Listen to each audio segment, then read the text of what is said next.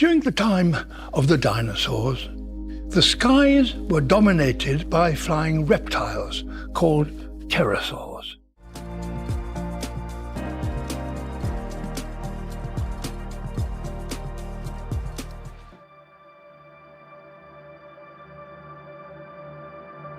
The earth was quiet, but not peaceful.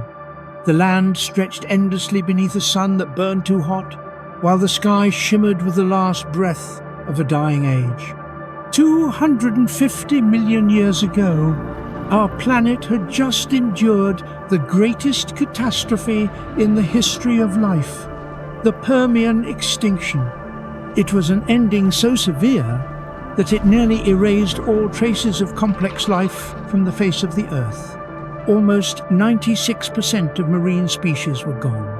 On land, forests had withered into dust, and the air carried the bitter taste of ash and carbon. Life itself stood on the brink of total collapse. But extinction, as cruel as it is, also resets the stage. From the ashes of death, new possibilities begin to emerge. As the earth slowly healed, survivors began to crawl, walk, and breathe again in the emptiness left behind. And from these fragile beginnings, a new dynasty of creatures would rise, beings that would one day grow to unimaginable size and power. This was the dawn of giants. The world that emerged after the Permian was both familiar and alien. The continents were still joined together in one colossal supercontinent called Pangaea, surrounded by a single vast ocean known as Panthalassa. The heart of Pangaea was a scorched desert, while its coasts carried humid rainforests and vast floodplains. Temperatures soared higher than anything life had ever known. Massive dust storms swept across the interior, and the atmosphere pulsed with greenhouse gases. Yet somehow, in this harsh and unstable world, life began to find a foothold again. Among the survivors were the synapsids, reptile-like creatures that had once dominated the Permian. But their era was fading. Many struggled to adapt to the extreme conditions. In their place, new forms of life began to rise. The arosaurs, a group of reptiles built for survival. They were more efficient breathers, faster runners, and better suited for the hot, oxygen-poor air of the Triassic world. The earliest of these arosaurs were small and unassuming, but evolution was preparing them for greatness.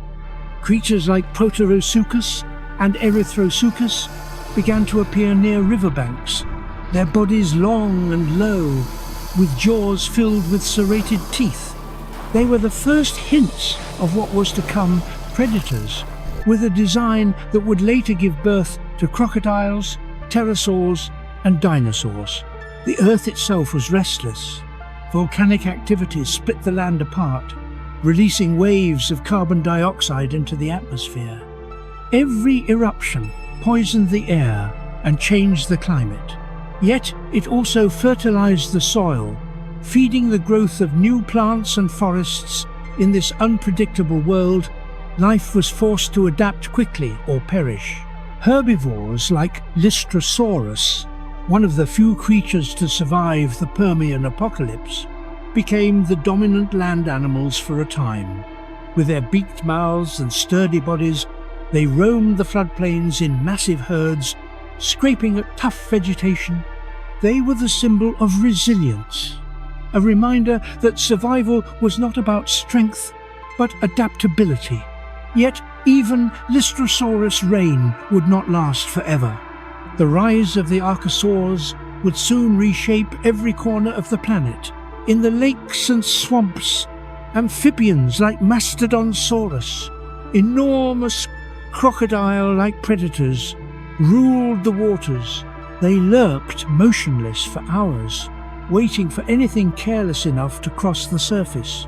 Fish, small reptiles, and even young Lystrosaurus could disappear in an instant, beneath their crushing jaws. The cycle of life and death had begun again, and nature wasted no time reclaiming its rhythm. The climate oscillated violently. Periods of drought turned to floods, and firestorms scorched entire landscapes. The animals that survived did so by changing faster than ever before. Those that could move quickly and regulate their body temperatures had an advantage. Evolution was beginning to favor creatures that could do more than endure. It favored those that could dominate. The arosaurs were the first to answer that call. With upright legs that allowed them to run swiftly and lungs that delivered oxygen efficiently, they began to outcompete nearly every other creature. Over millions of years, they diversified into forms that would define the Mesozoic era. From them would come the first true dinosaurs. But in these early days, the world was still a place of strange experiments. Evolution was sculpting new possibilities, testing shapes and forms. Reptiles with sail-like backs, horned heads, and armored bodies appeared and vanished within a few million years. Some grew longer necks to reach new food sources, while others developed powerful limbs for hunting. The blueprint of gigantism was being written in real time. As the Triassic continued, lush conifer forests spread across the coastal regions of Pangaea. Ferns and cycads covered the ground, creating new ecosystems that could sustain large herbivores. Rivers meandered across the land, feeding wetlands filled with early crocodilians and amphibians. Insects buzzed through the thick air, and the nights echoed with the sounds of new life finding its place. In this fertile world, the first proto-dinosaurs emerged. Small, nimble, and fast, they were unlike anything the planet had seen before. Creatures like Eoraptor and Herosaurus darted through the forests, hunting insects and small prey. Their bodies were lightweight, their movements agile. They walked upright on two legs, freeing their forelimbs for balance and grasping. It was a simple change, but it gave them an evolutionary edge that would shape the next 200 million years. The predators that hunted them, like Postosuchus, a massive archosaur with a crocodile's jaw and a predator's stride, ruled the food chain. Postosuchus could stand upright, sprinting short distances to crush its prey with bone-breaking force. Its very existence kept early dinosaurs in check, forcing them to evolve smarter, faster, and more adaptable traits to survive. And so began one of the most important arms races in evolutionary history, the competition between predator and prey. Every advantage one gained, the other countered. Sharper teeth led to thicker hides. Faster legs led to stronger muscles. Intelligence began to matter as much as strength. In the crucible of the Triassic, life was transforming at an astonishing pace. As time passed, Earth's landscapes changed again. Tectonic shifts cracked the surface of Pangaea, forming new rift valleys and inland seas. Volcanic chains erupted along fault lines, and the air became thick with carbon dioxide. Yet this instability, paradoxically, drove life forward. It forced adaptation, innovation, and diversity. It created ecosystems capable of supporting creatures of immense size. And with that, the age of giants began to take shape. The first sauropodamorphs appeared, ancestors of the colossal, long-necked dinosaurs that would later define the Jurassic. They were medium-sized at first, perhaps 6 meters long, but they carried the potential for greatness in their bones. Their necks stretched longer to reach higher vegetation. Their tails balanced their weight. They were the apex predators of their time. terrifying, and unstoppable. But even they were just a preview of what would come. Beneath the surface of the Earth, the very foundations of life were shifting. Oxygen levels began to stabilize, allowing larger bodies and higher metabolisms. Ecosystems became more complex, supporting food chains capable of sustaining giants. The balance of the biosphere was returning, but now it was dominated by new rulers. Forests once again covered the land, filled with the cries of strange creatures, insects the size of birds, amphibians with massive jaws, and reptiles that could glide between trees. In the rivers, armored fish flashed beneath the surface, while dragonflies skimmed the air above. This was no longer the Earth of the Permian. This was a reborn planet, forging a new legacy. The dawn of giants was not a sudden moment, but a gradual awakening. It was the slow heartbeat of evolution, pulsing through millions of years. Every drought, every flood, every death gave way to new life forms better suited for survival. And as the generations passed, the creatures of the Triassic began to transform into something extraordinary. By the middle of the Triassic, the small, agile dinosaurs had already begun to spread across the continents. Their adaptability allowed them to thrive in deserts, forests, and coastal plains. They were social, fast, and intelligent. Some evolved into early herbivores, like Brachiosaurus, feeding on the ferns that covered the land. Others became swift predators, relying on cooperation and speed. In a world of fire and storm, these creatures had found the formula for success. Their bones grew lighter but stronger. Their lungs became more efficient. Their metabolism burned hotter, allowing them to remain active while others tired under the sun. Nature had found its next dynasty, one that would outlive nearly every species that came before. And while dinosaurs were still small compared to what they would become, their story had begun. In the coming millions of years, they would grow taller than trees, longer than buses, and heavier than any creature to ever walk the planet. They would dominate every continent, every environment, and every niche. They would become the true giants of Earth.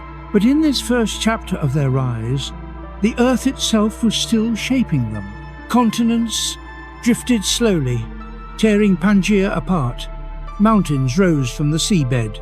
Storms reshaped the coastlines, and the balance between land and water changed constantly. Each event challenged life to adapt, and those that adapted best became the architects of the future. The skies, once filled only with insects, now began to host new forms of flight. The first pterosaurs, close relatives of dinosaurs, took to the air with membranous wings and hollow bones. They glided over rivers and forests, scouting for prey. Flight had entered evolution's game, and the world was becoming three-dimensional. Beneath their shadow, mammals were also taking their first steps. Small, shrew-like creatures scurried in the undergrowth, mostly nocturnal, avoiding the gaze of larger reptiles. They were insignificant compared to the giants around them, yet they too carried a hidden destiny. Evolution was writing multiple stories at once, each waiting for its moment.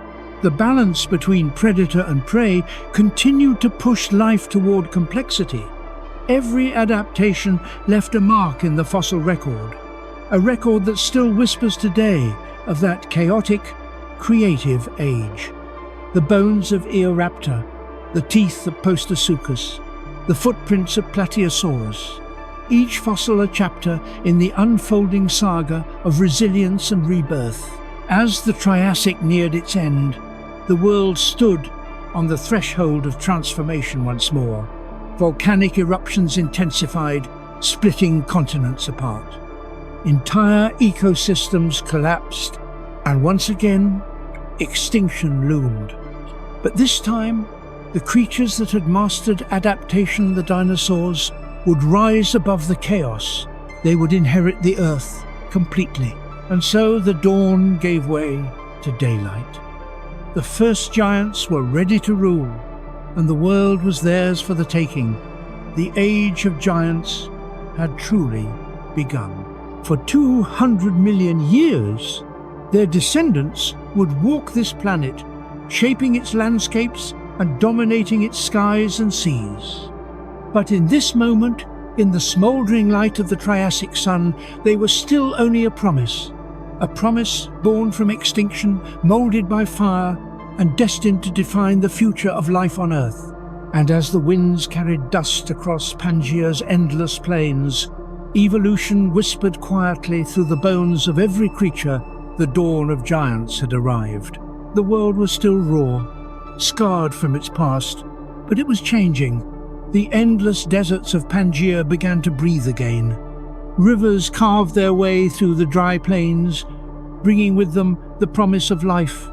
Forests of conifers and cycads spread across the lowlands, and the air grew heavy with moisture and the scent of new growth. The Triassic period had found its rhythm, and with it came a surge of evolution unlike anything seen before. This was the time when the first true land titans began to rise. The Earth had been dominated by small, fast creatures for millions of years after the Permian extinction. Survival favored the quick and adaptable. But as ecosystems stabilized, something new began to happen. Size once again became an advantage. The land was vast, the food plentiful, and competition fierce. Being larger meant safety from predators, longer reach for food, and dominance in the struggle for territory. Evolution began to sculpt creatures that towered over their ancestors, the first real giants of the land. The early Triassic was ruled by arosaurs, the ancestors of both dinosaurs and crocodiles. Among them were the Rauisuchians, immense, terrifying hunters that stalked the floodplains like living tanks. With their upright posture and strong hind legs, they could walk both on four limbs and occasionally on two, giving them bursts of speed that made them nearly unbeatable. Postosuchus was one of these rulers. Standing over 4 meters long with jaws packed full of serrated teeth, it was the undisputed apex predator of its time. Its massive skull and blade-like bite could crush through bone in seconds. When Postosuchus walked, the ground trembled under its weight. Herbivores that shared this world needed to evolve ways to survive such predators. The Lystrosaurus, though successful after the Permian extinction, could no longer compete with the newer, faster hunters. Many of its kind vanished from the fossil record, replaced by a new generation of plant-eating reptiles better suited to this changing planet. These were the prosauropods, early relatives of the later sauropods that would dominate the Jurassic. They were not yet the colossal giants of the future, but they were the first to hint at what was coming. Creatures like Brachiosaurus stood on powerful hind legs, their long necks allowing them to feed on vegetation others couldn't reach. They grew up to 9 meters long, massive, compared to the small reptiles that had come before.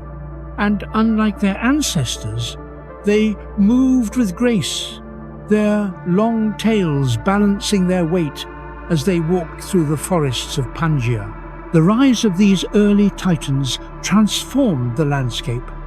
They cleared forests as they fed, spreading seeds through their droppings, reshaping the environment itself. They became ecosystem engineers, altering the flow of evolution across the continent, and as they grew larger, so too did their predators. On the open plains, Rauisuchians hunted them relentlessly. The balance of life was brutal but precise. Every adaptation by prey was met with one by predator. When herbivores evolved stronger legs to run, hunters developed faster strides. When prey grew larger, predators evolved larger jaws. The struggle for survival was constant, and from that struggle, the giants were forged. The climate played its part as well. The Triassic was unpredictable, long, dry seasons followed by violent monsoons. Rivers swelled and burst their banks, turning plains into swamps. Animals that could travel long distances had the advantage. Early titans began migrating with the seasons, moving across vast territories in search of food and water. Their strength was not just in size, but endurance. The skies above them were no longer empty. Pterosaurs, the first true flying reptiles, glided across the air currents, their shadows flickering over the ground below. They were small at first, fragile looking, but they represented the growing complexity of the Triassic ecosystems. Fish leapt in the rivers, amphibians croaked in the shallows, and everywhere, reptiles, great and small, claimed the earth as their own. But it was the arosaurs who reigned supreme. They had evolved a breathing system unlike any other, one that kept oxygen flowing even as they exhaled. This gave them stamina and power. In the thin, hot air of the Triassic, it made all the difference. It was this evolutionary gift that would one day allow their descendants, the dinosaurs, to become the masters of every environment on Earth. As the mid-Triassic progressed, new lineages emerged. One of them was the etosaur, a heavily armoured herbivore covered in bony plates that shimmered in the sun. Slow and low to the ground, they relied on their armour to defend against predators rather than speed. In the same world, nimble creatures like Cretaceous darted through the forests, hunting insects and small prey. Though small, they were early examples of what would become the fast, intelligent theropods of the future. Each species played its role in the story of life's recovery. The diversity of the Triassic world was growing at an astonishing rate. From the scorched emptiness left by the Permian apocalypse, a fully functioning web of life had returned. Plants fed herbivores, herbivores fed predators, scavengers and insects cleaned the remains. Nature's balance was back, and it was stronger, faster and more dynamic than ever. But balance on this planet never lasted long. The Earth itself was restless. Deep beneath the crust, tectonic forces were tearing Pangaea apart. Volcanoes erupted along fault lines, spilling rivers of lava that stretched for hundreds of kilometers. Each eruption released more carbon dioxide into the air, slowly warming the planet. The climate grew humid, the air heavy and dense. This change favored the rise of even larger creatures, as abundant vegetation fueled massive herbivores, and the new heat encouraged cold-blooded reptiles to thrive. In the southern reaches of Pangaea, vast conifer forests gave shelter to herds of prosauropods. They moved together like elephants do today, slow, deliberate, and social.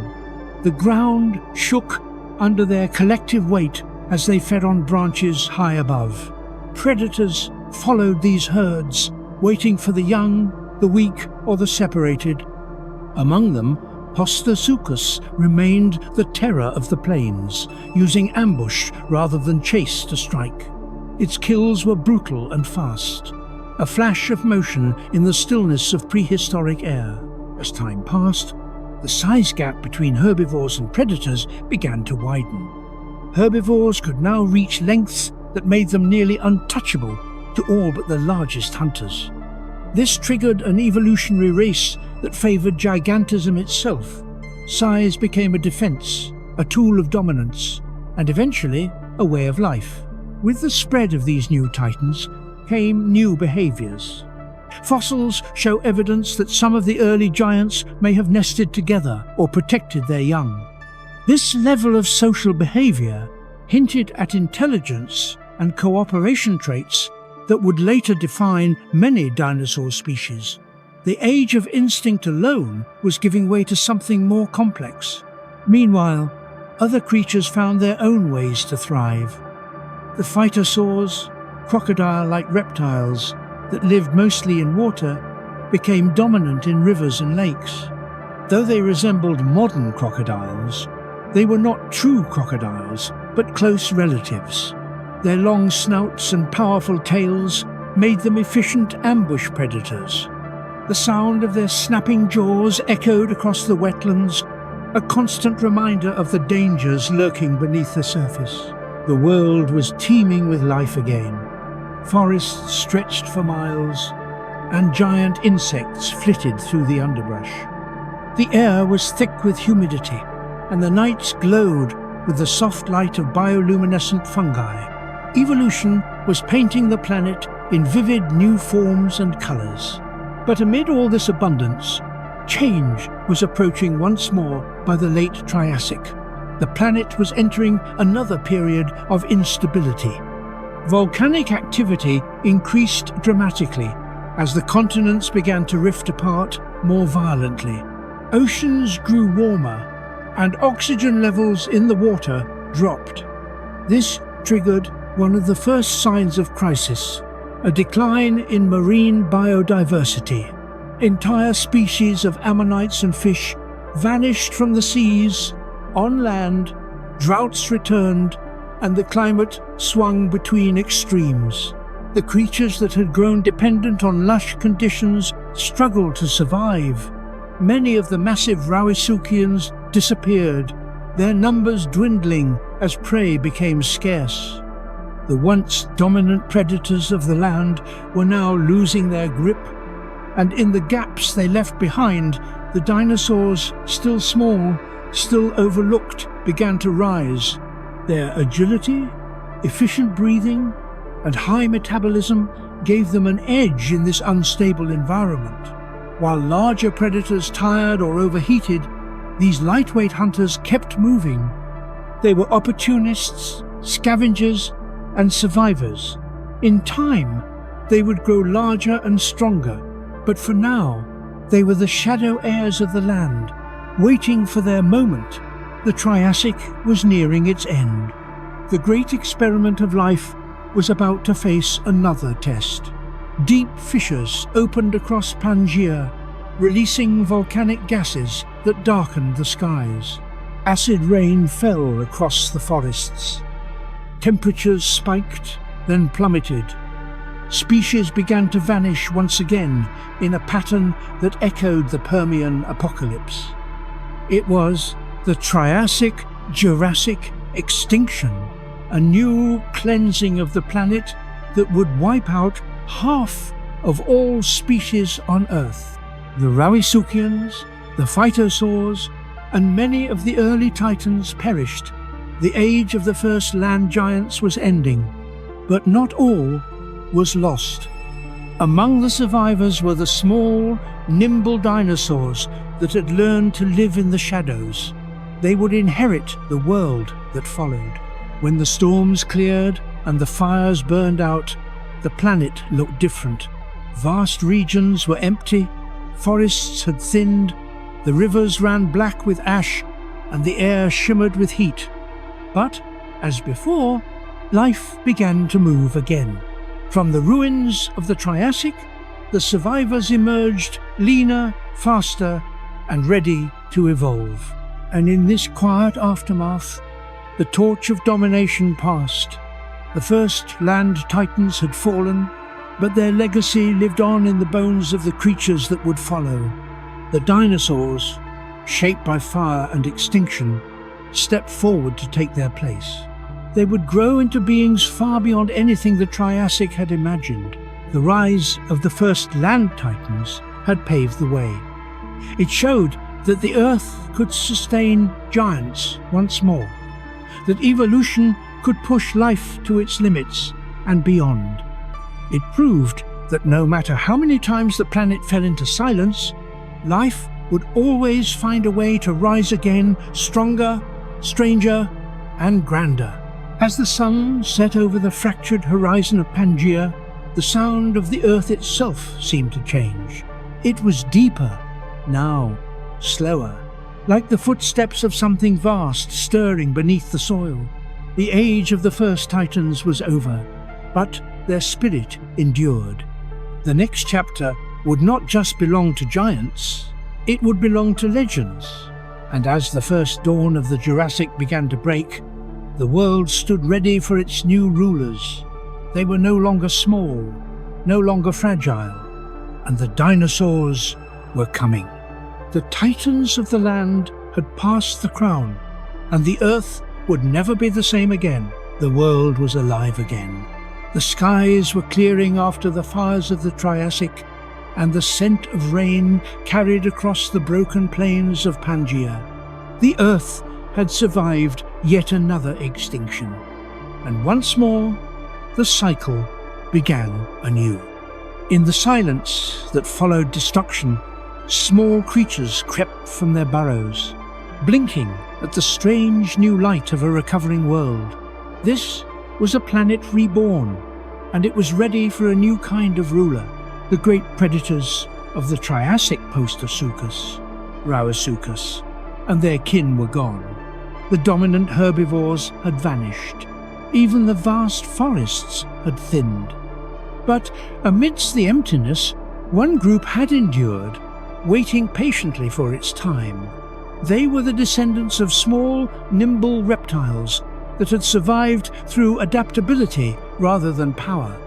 And now, with the stage cleared, evolution turned its full attention to them. They were called dinosaurs. In the early Jurassic, around 200 million years ago, the dinosaurs were still small, but they were fast, clever, and perfectly suited to the chaos of this new age. Their bodies were lighter, their bones hollow, their movements graceful. While others struggled to adapt to the unstable climate, they thrived. They could run farther, breathe deeper, and survive in conditions that killed others. Nature had designed them for endurance, and endurance would make them kings. The world they inherited was one of contrast. Pangaea had begun to split apart, forming the first signs of the Atlantic Ocean. Volcanic rifts divided the land into smaller continents, and new coastlines were born. Lush forests flourished near the equator, while deserts stretched endlessly toward the poles. Towering ferns and cycads covered the ground, and primitive pine trees reached into the mist. It was a world still finding balance, and the dinosaurs were ready to claim every part of it. Among the first of their kind were the small hunters, agile, bipedal predators that relied on speed and coordination rather than brute force. Creatures like Coelophysis and Dilophosaurus moved through the underbrush, their eyes sharp and their senses tuned to the slightest movement. They hunted in packs, communicating through sound and posture.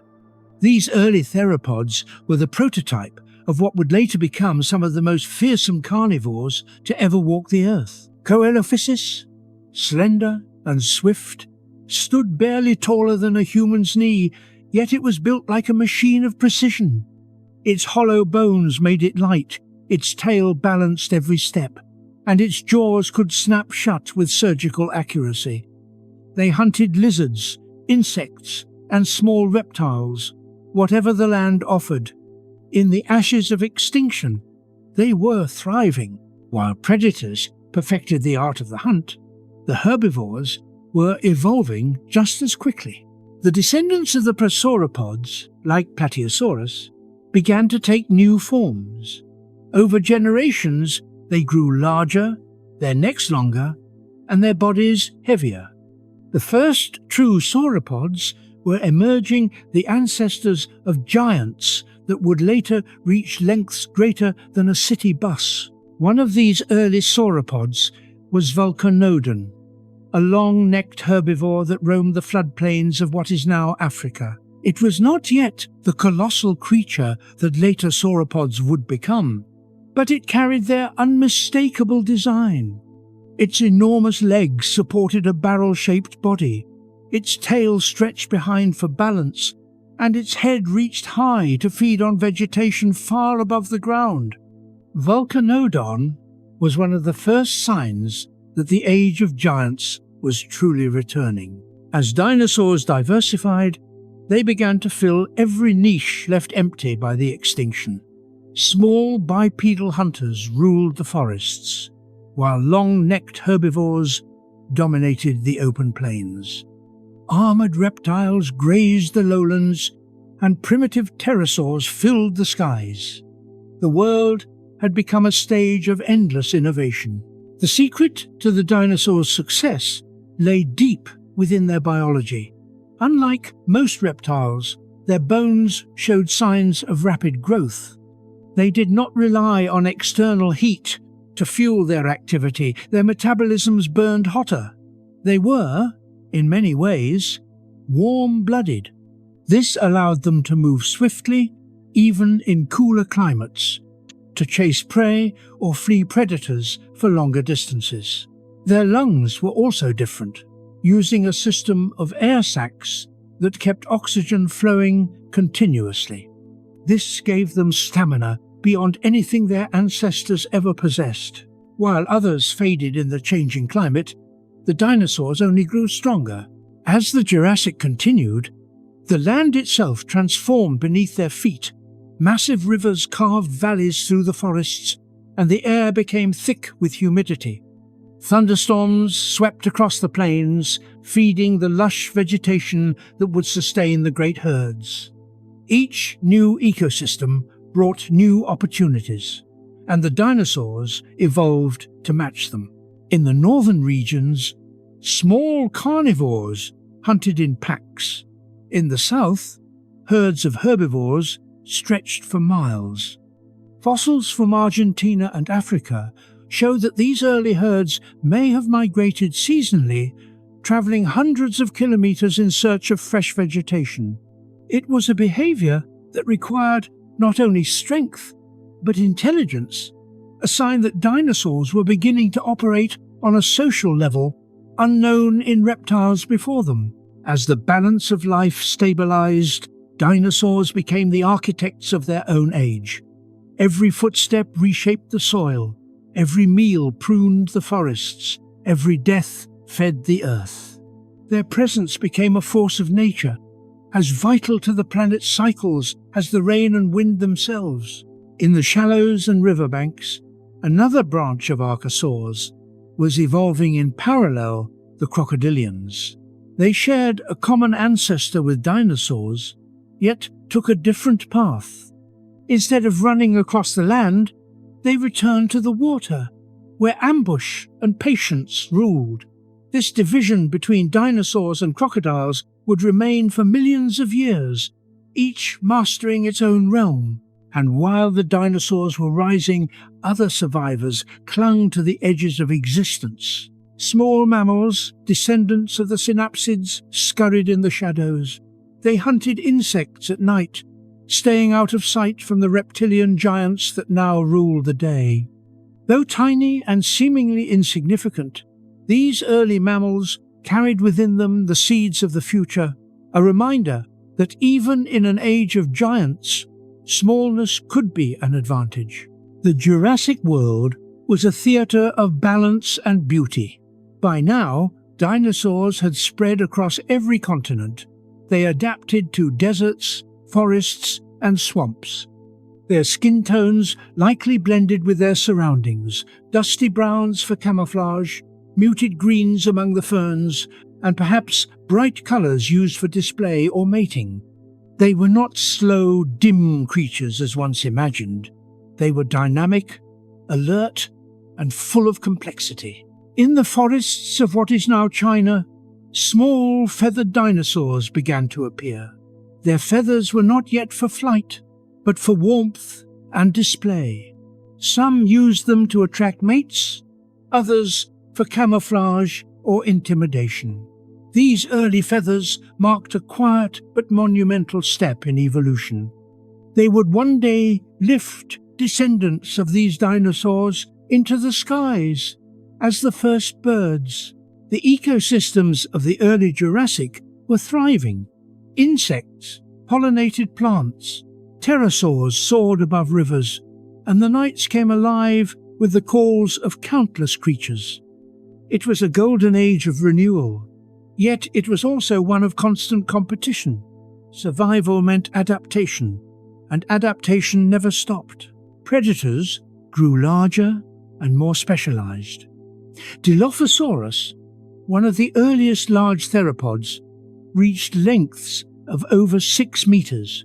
Its skull bore a pair of thin crests that may have been used for display or dominance. It hunted with precision, using its keen sense of smell and quick bursts of speed to ambush prey. Its reign marked the beginning of the great line of carnivorous dinosaurs that would culminate millions of years later in Tyrannosaurus rex. Each generation brought new refinements: sharper claws, faster legs, stronger bones. Evolution was no longer recovering from extinction, it was now accelerating toward perfection. The dinosaurs were no longer survivors, they were rulers. As the continents continued to drift, the climate began to stabilize further. Rainfall patterns created fertile plains, supporting enormous herds of sauropods. Forests grew denser, giving rise to smaller, more agile plant-eaters that could maneuver through the trees. Species like Scelidosaurus developed primitive armor, an evolutionary response to the growing threat of large predators. These first armored dinosaurs laid the foundation for the stegosaurs and ankylosaurs that would later define the Jurassic and Cretaceous landscapes. The relationship between predator and prey grew increasingly complex. Intelligence became a weapon as much as claws and teeth. Pack behavior in theropods became more advanced.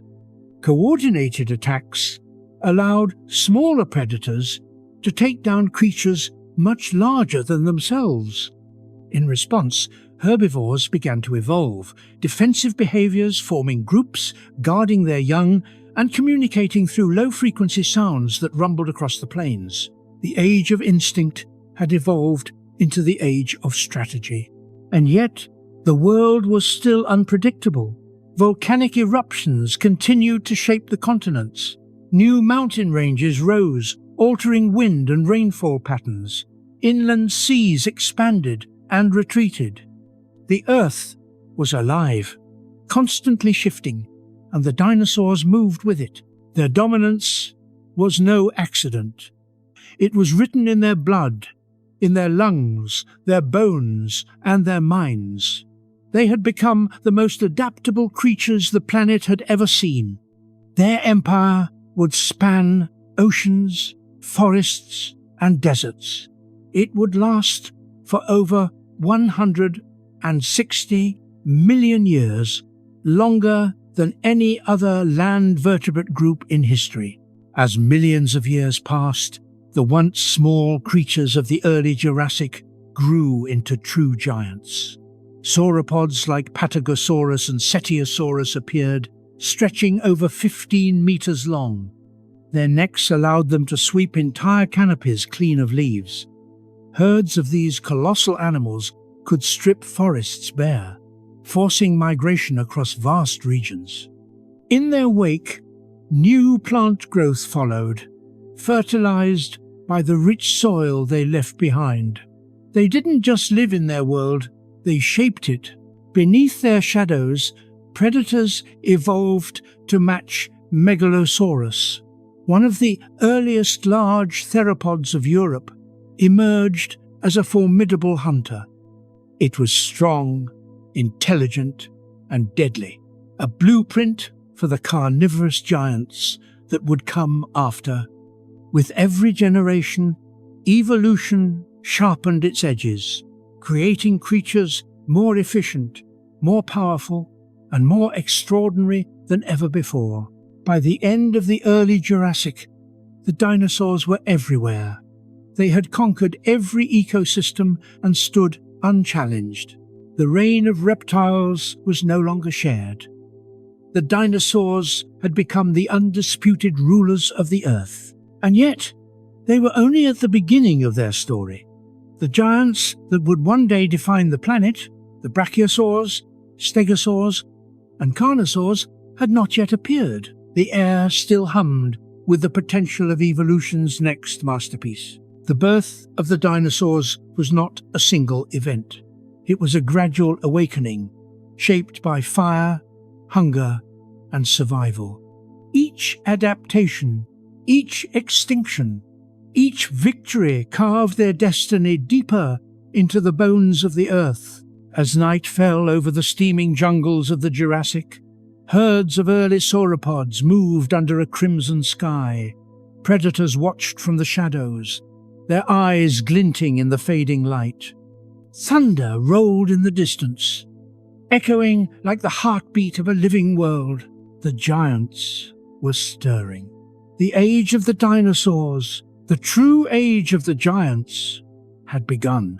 The age of giants had arrived.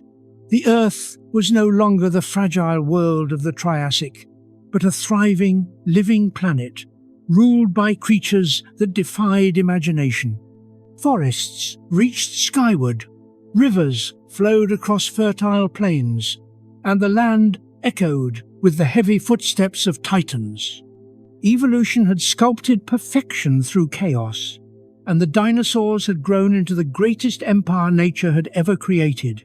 This was the beginning of the age of colossi, when life reached its grandest scale. The Jurassic period was now in full bloom, and the world had transformed into a paradise for giants. The splitting of Pangaea had reshaped continents, creating new climates, coastlines, and ecosystems. Volcanic mountain ranges rose from the earth, separating regions with vast deserts and humid forests. Rainfall was plentiful near the equator, feeding the growth of immense jungles where vegetation grew taller than ever before. The air was rich in oxygen and carbon dioxide, and plants flourished in abundance. This abundance fed the rise of the largest creatures to ever walk the land, the sauropods. The early sauropods had already begun their reign, but now they evolved into forms that stretched the limits of biology. These creatures were living mountains, moving across the land in slow, rhythmic herds. Their long necks swept across treetops like cranes, their tails cracked like thunder when whipped through the air. Each step shook the ground beneath them. Each breath carried the rhythm of an ancient world that belonged entirely to them. One of the first true giants of this age was the Diplodocus. Its body stretched over 25 meters long, its neck extended like a bridge across time itself.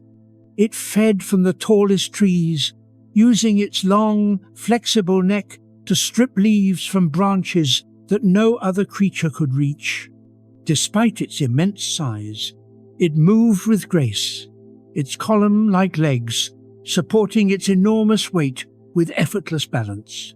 Its massive tail acted as a counterweight and weapon, capable of snapping with a sound like cracking lightning. Alongside Diplodocus roamed Brachiosaurus, one of the most iconic of all dinosaurs. It was a creature built like no other.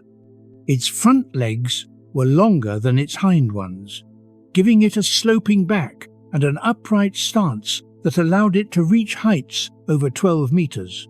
It was the giraffe of the Jurassic, towering above the forests, feeding from the very tops of trees. Its heart was enormous, strong enough to pump blood all the way to its elevated head. The air it breathed was warm and heavy, filled with the scent of vegetation and the distant calls of other giants. These colossal herbivores formed herds that stretched across entire valleys. They moved together not only for feeding but for protection. Predators of the Jurassic were growing larger as well, and only in numbers could these gentle titans find safety. When danger approached, their sheer size alone was enough to deter most attackers. The sight of dozens of 30-ton giants marching together would have been one of the most awe-inspiring views in the history of the Earth. Yet where giants walked, giants also hunted. The Jurassic predators evolved to match the scale of their prey. One of the most formidable was Allosaurus, the dominant carnivore of its time. Sleek, powerful, and intelligent, it hunted in groups, using strategy rather than brute force. At up to 9 meters long, it was not as large as the sauropods it hunted, but it had speed and coordination. It would strike at the flanks of its prey, tearing flesh with its razor-sharp teeth before retreating, waiting for blood loss and exhaustion to finish the job. Patience and persistence were its greatest weapons. The world was locked in an eternal balance between predator and prey, strength and intelligence, power and endurance. It was a harmony only nature could compose. The forests echoed with the low rumble of sauropods feeding, the cries of allosaurs in pursuit, and the distant calls of pterosaurs soaring above. Every sound, every vibration was part of the living pulse of a planet ruled by giants. In the shadow of these titans, smaller dinosaurs thrived as well.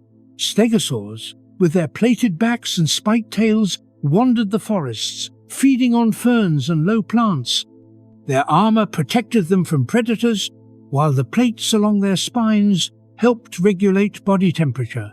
They were the living tanks of the Jurassic, silent but formidable. Each swing of their tail could crush bone. Near the riverbanks, ancient crocodiles, some stretching over 6 meters long, waited in ambush, snapping at anything that dared come close. The rivers themselves teemed with life.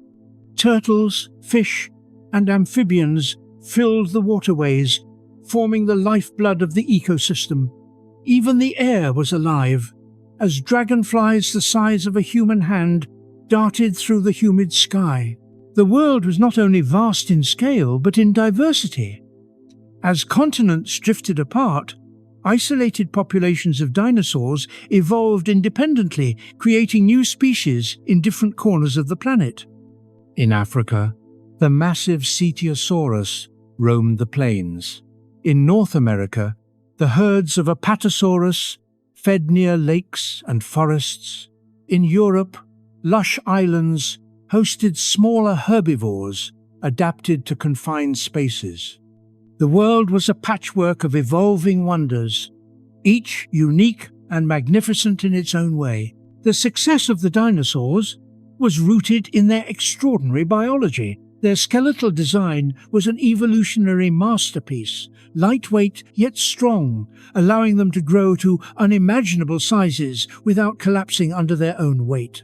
Their lungs, filled with air sacs connected to hollow bones, made breathing more efficient and cooled their massive bodies. Their hearts pumped with incredible force, and their metabolism sustained constant activity. They were not sluggish reptiles. They were active, dynamic, and perfectly adapted to the conditions of their world. But this world was not static. The Jurassic was a time of movement and change. The tectonic plates beneath the Earth continued to shift, slowly tearing the supercontinent apart. As oceans widened and mountain ranges grew, new weather patterns emerged. Storms swept across the continents, feeding the lush forests, but also bringing destruction.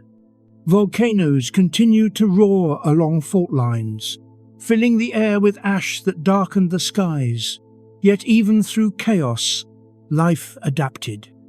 The dinosaurs had learned to survive in every climate, from humid jungles to dry deserts. The skies above were ruled by another kind of giant, the pterosaurs. These flying reptiles grew larger than ever before. Some species, like Dimorphodon, used their wings to glide between cliffs, while others soared for hours over open seas, their wingspans stretching over 2 meters. They hunted fish, small dinosaurs, and even scavenged carcasses left by the land's predators. Their wings, formed by membranes of skin stretched across elongated fingers, allowed them to master the art of flight long before birds evolved. They were the first rulers of the air, and they watched from above as the earth below filled with titans. Beneath the seas, a different kind of empire thrived. Ichthyosaurs, resembling modern dolphins, hunted in the open waters. Plesiosaurs, with long necks and paddle-like flippers, glided gracefully through the depths. The oceans were as alive with giants as the land was, completing the triad of domination: air, sea, and earth, all ruled by reptiles. As millions of years passed, the ecosystems of the Jurassic reached their peak.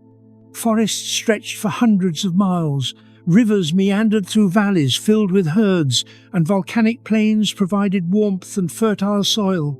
Life flourished in every form imaginable. It was a planet at the height of its biological power, but even paradise had its shadows. The same tectonic activity that nurtured life could also destroy it. Massive volcanic eruptions occasionally blotted out the sun for months, cooling the planet and triggering droughts. Entire herds perished, leaving behind fossilized skeletons that would one day tell their story. Predators starved, and forests burned. Yet life always returned. The resilience of the dinosaurs seemed limitless. In this world of giants, size was both a blessing and a curse. Being massive offered protection and dominance, but it also demanded vast quantities of food and water. During droughts, even the mighty Brachiosaurus could fall to starvation. Fossils of entire herds, found in ancient riverbeds, tell tales of desperate migrations of creatures searching for the last remaining green oasis in a drying world. And yet, despite the hardships, the giants endured. Their adaptability, once again, saved them. The age of colossi was not defined merely by their size, but by their dominance. Every ecosystem, every climate, every continent was touched by their presence. Their fossils would one day be found on every major landmass, a testament to their reign. They were the heartbeat of the Jurassic, the living monuments of evolution's greatest triumph. As day turned to night, the world of giants transformed into a realm of sound and motion. Herds rested under the cover of darkness, their massive silhouettes outlined by the glow of volcanic horizons. Predators prowled the edges, eyes glinting in the faint light, their low growls blending with the rumble of distant thunder.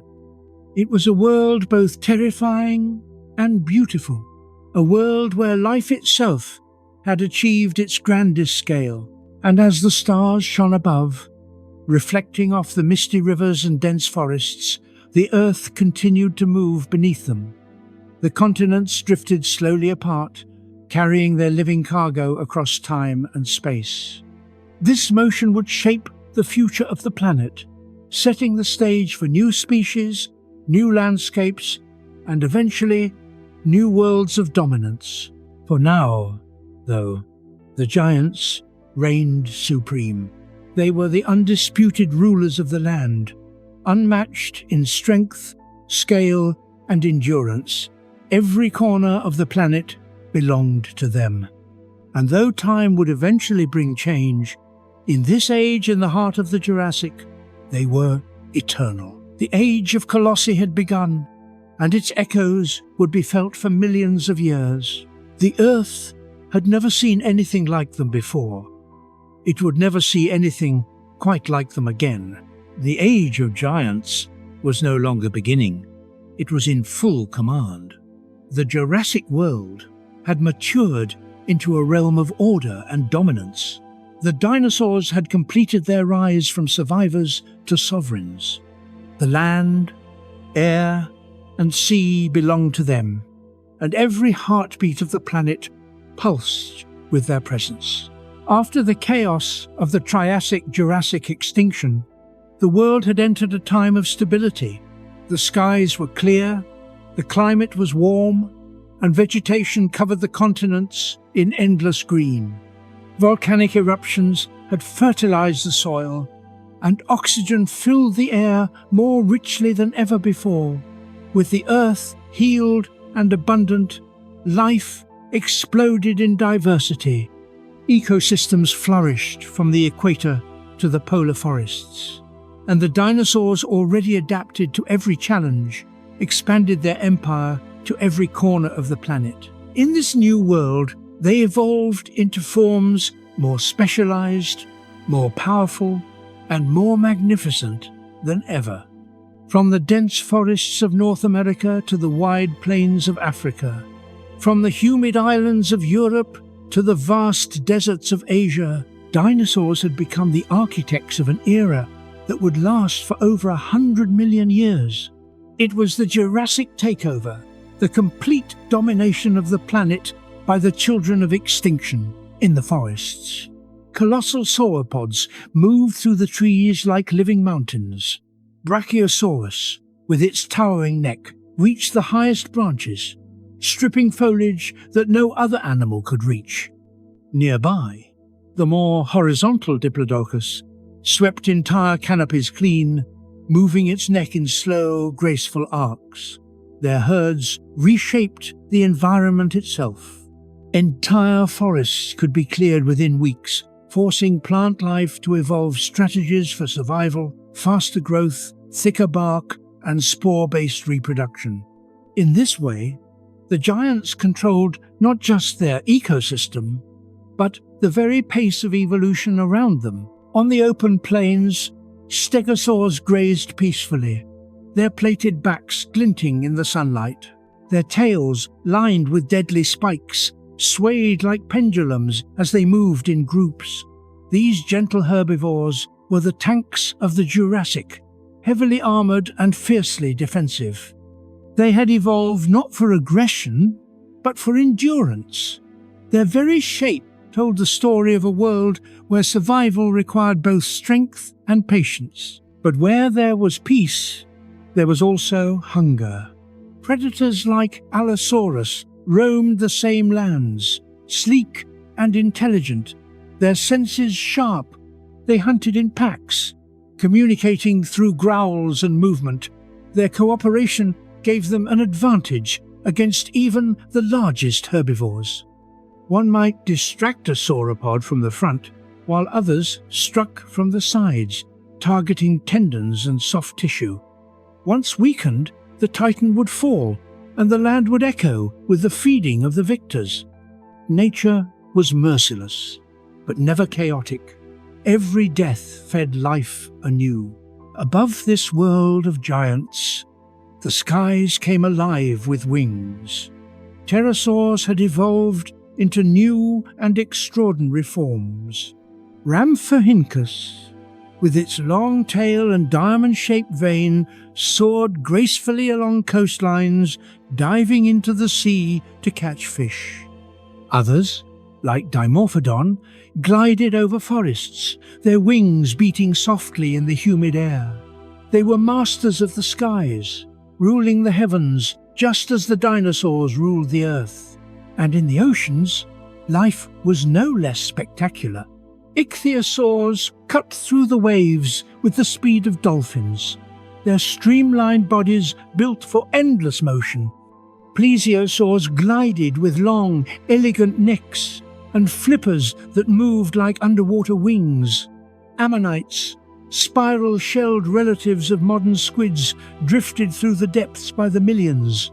It was a complete world, balanced, vast, and vibrant. Every realm of the planet was filled with power and grace. The Jurassic was not merely an age of abundance. It was an age of innovation, evolution began to experiment more boldly than ever before. In the southern continents, species adapted to isolated ecosystems, developing unique traits.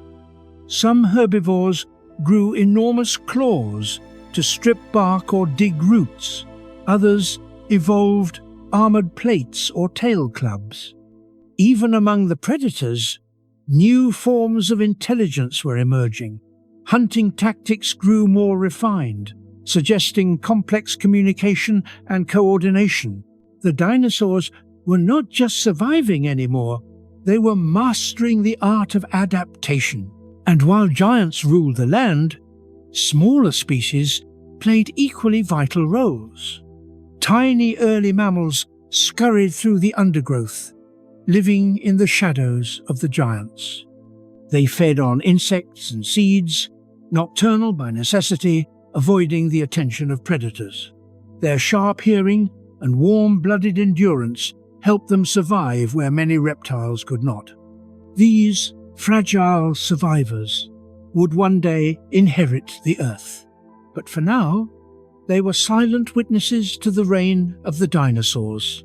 As the Jurassic world expanded, the continents continued to drift farther apart.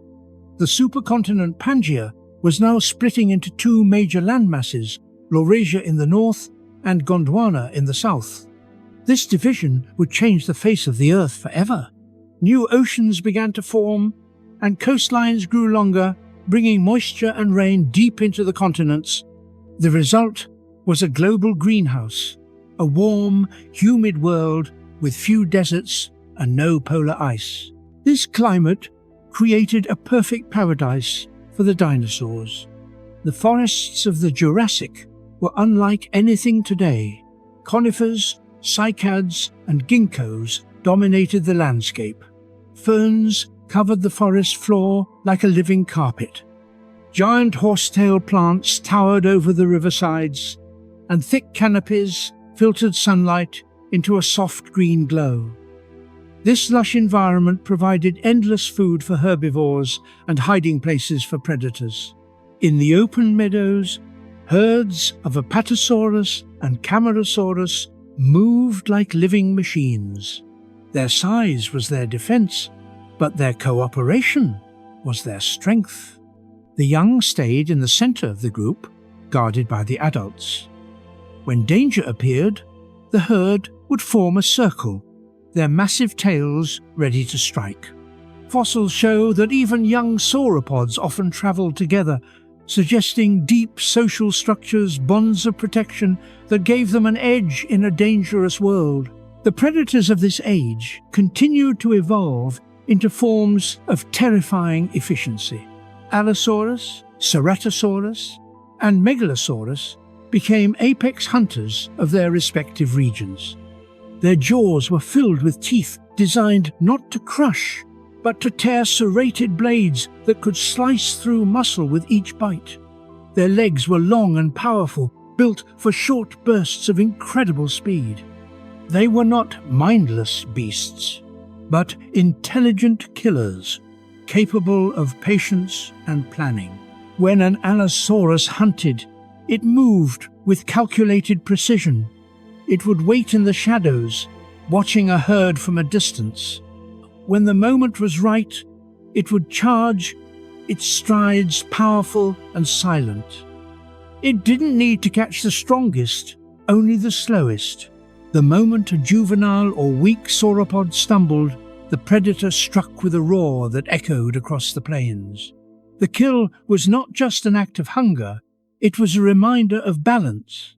For every giant that fell, 1,000 lives were nourished. This balance extended far beyond predator and prey. Every species played a role in maintaining the ecosystems of the Jurassic world. The waste of herbivores fertilized the soil, promoting plant growth. Scavengers and insects cleaned carcasses, preventing disease.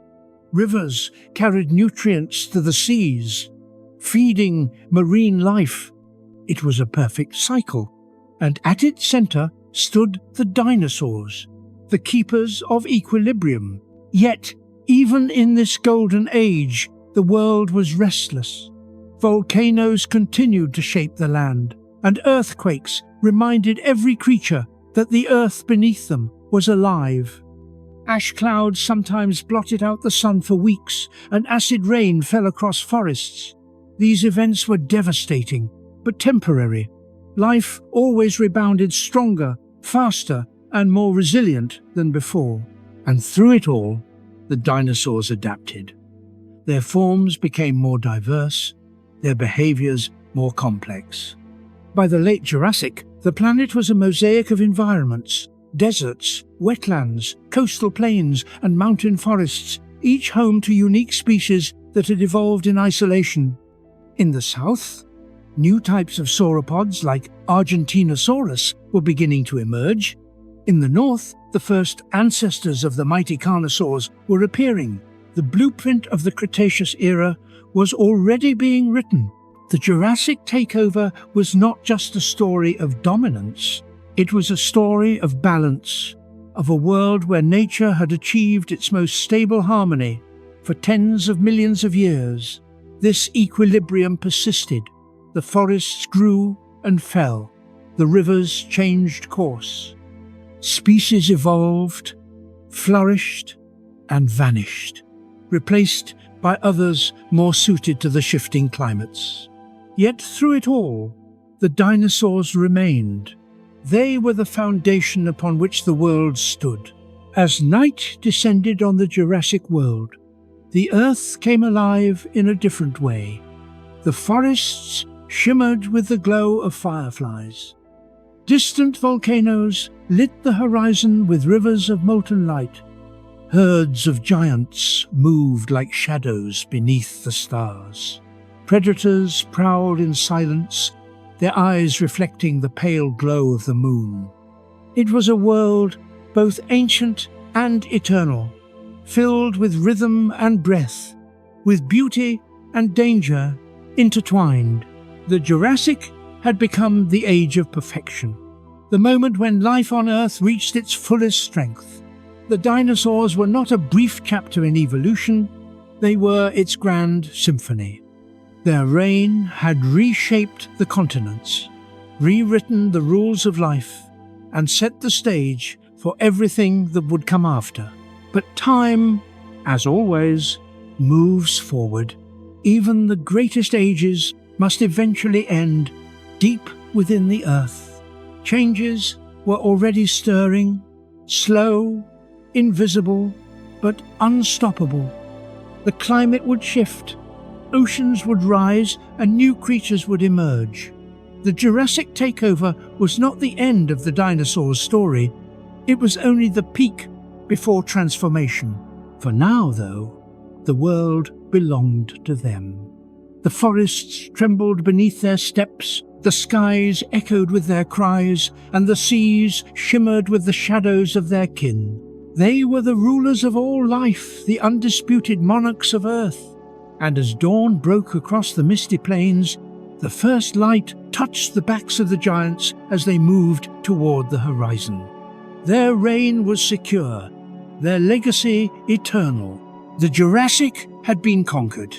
The world had fallen under the dominion of the dinosaurs, and they would hold it for another 100 million years. The Earth belonged to the giants, but the skies were calling to a new kind of ruler. While titans roamed the forests and plains, another dynasty was unfolding above them, one that would take the power of evolution and lift it into the heavens. For millions of years, wings had been a dream carved in the bones of reptiles. Now, that dream had come alive. This was the rise of the rulers of the skies, the age of the pterosaurs. Long before birds appeared, the air already had its masters.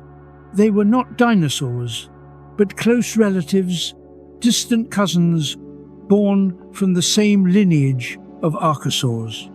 Their bodies were unlike anything that had ever existed. Hollow bones made them light, yet strong. Their wings were vast sheets of skin and muscle stretched across elongated fingers, shaped perfectly for flight.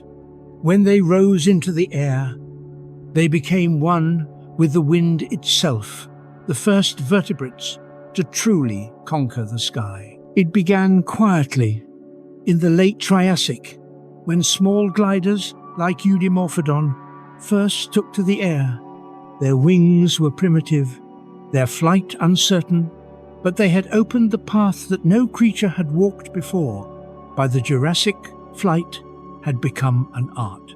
Pterosaurs had evolved into an astonishing diversity of forms, from tiny insect hunters to colossal fish-eaters with wingspans longer than a bus. The sky was alive, and it belonged to them. The Jurassic world was a paradise for flyers. Warm air currents rose from volcanic plains, carrying them effortlessly across forests and coastlines. Thermals lifted them high above the land, where they could travel for miles without a single flap. Beneath them, the earth was a tapestry of green and gold, rivers glistening, herds of dinosaurs moving like shadows, and endless canopies swaying in rhythm with the wind. One of the earliest true masters of the air was Dimorphodon. With a wingspan of nearly 2 meters, it glided over coastal cliffs, its sharp eyes scanning for prey. Its jaws filled with 2 types of teeth, long fangs for gripping and smaller ones for slicing, made it a versatile hunter. It fed on fish, insects, and even small reptiles. Though clumsy on land, in the air it was untouchable, soaring through the salty breeze with unmatched grace. Over time, new species appeared, each more specialized than the last. Some developed elongated skulls and razor-thin jaws for catching fish mid-flight. Others grew crests atop their heads, bright displays of color that may have helped with balance or courtship. One of the most remarkable was Rhamphorhynchus, with a long tail tipped by a diamond-shaped vein that acted like a rudder, allowing it to maneuver with pinpoint accuracy. When it dived, it cut through the air in silence, its reflection shimmering in the water below, before it snatched its prey and climbed again into the clouds. As the Jurassic advanced, the skies filled with life. Pterosaurs became an inseparable part of the ecosystem. They hunted, scavenged, and even nested in colonies along cliff sides and coastal dunes. Some built nests in high places, safe from the predators below. Fossils show that they cared for their young, protecting eggs and hatchlings until they could fly. They were not mindless flyers. They were social, intelligent, and adaptive, the true pioneers of the aerial world. The evolution of flight brought a new layer of complexity to life on Earth. Predators now attacked from above, forcing prey to evolve better senses and behaviors. Small dinosaurs developed sharper vision and faster reflexes. Some, like the feathered Compsognathus and Archaeopteryx, began to leap and glide, testing the air themselves. The arms race of evolution had entered a new dimension. The sky was now part of the battlefield. Beneath the soaring pterosaurs, the oceans shimmered with the movements of marine reptiles. The line between air and water blurred as creatures like plesiosaurs and ichthyosaurs breached the surface, scattering schools of fish into the air. Pterosaurs swooped down to snatch them mid-leap, while waves exploded in sprays of light. These interactions formed one of the most dynamic and breathtaking spectacles in the history of life. But flight was not without its cost. The skies were as perilous as the land. Storms could rise without warning, winds could tear wings apart, and hunger could drive even the strongest to exhaustion. Many pterosaurs died in mid-air, their fragile bones sinking into lagoons where they would fossilize in silence. Yet their numbers always returned.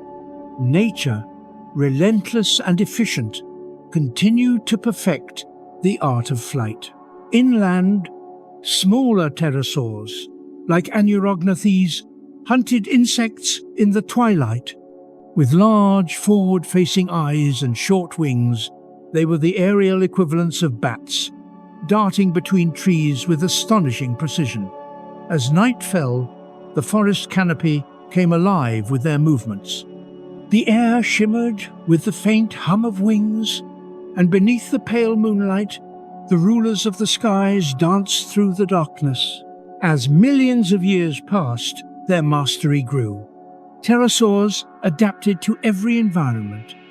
Some evolved short, broad wings for maneuvering through forests. Others developed long, narrow ones for oceanic flight. Their bodies became more efficient, their bones thinner yet stronger. Their brains grew larger relative to their size, giving them advanced coordination and control. Every generation refined the mechanics of flight further.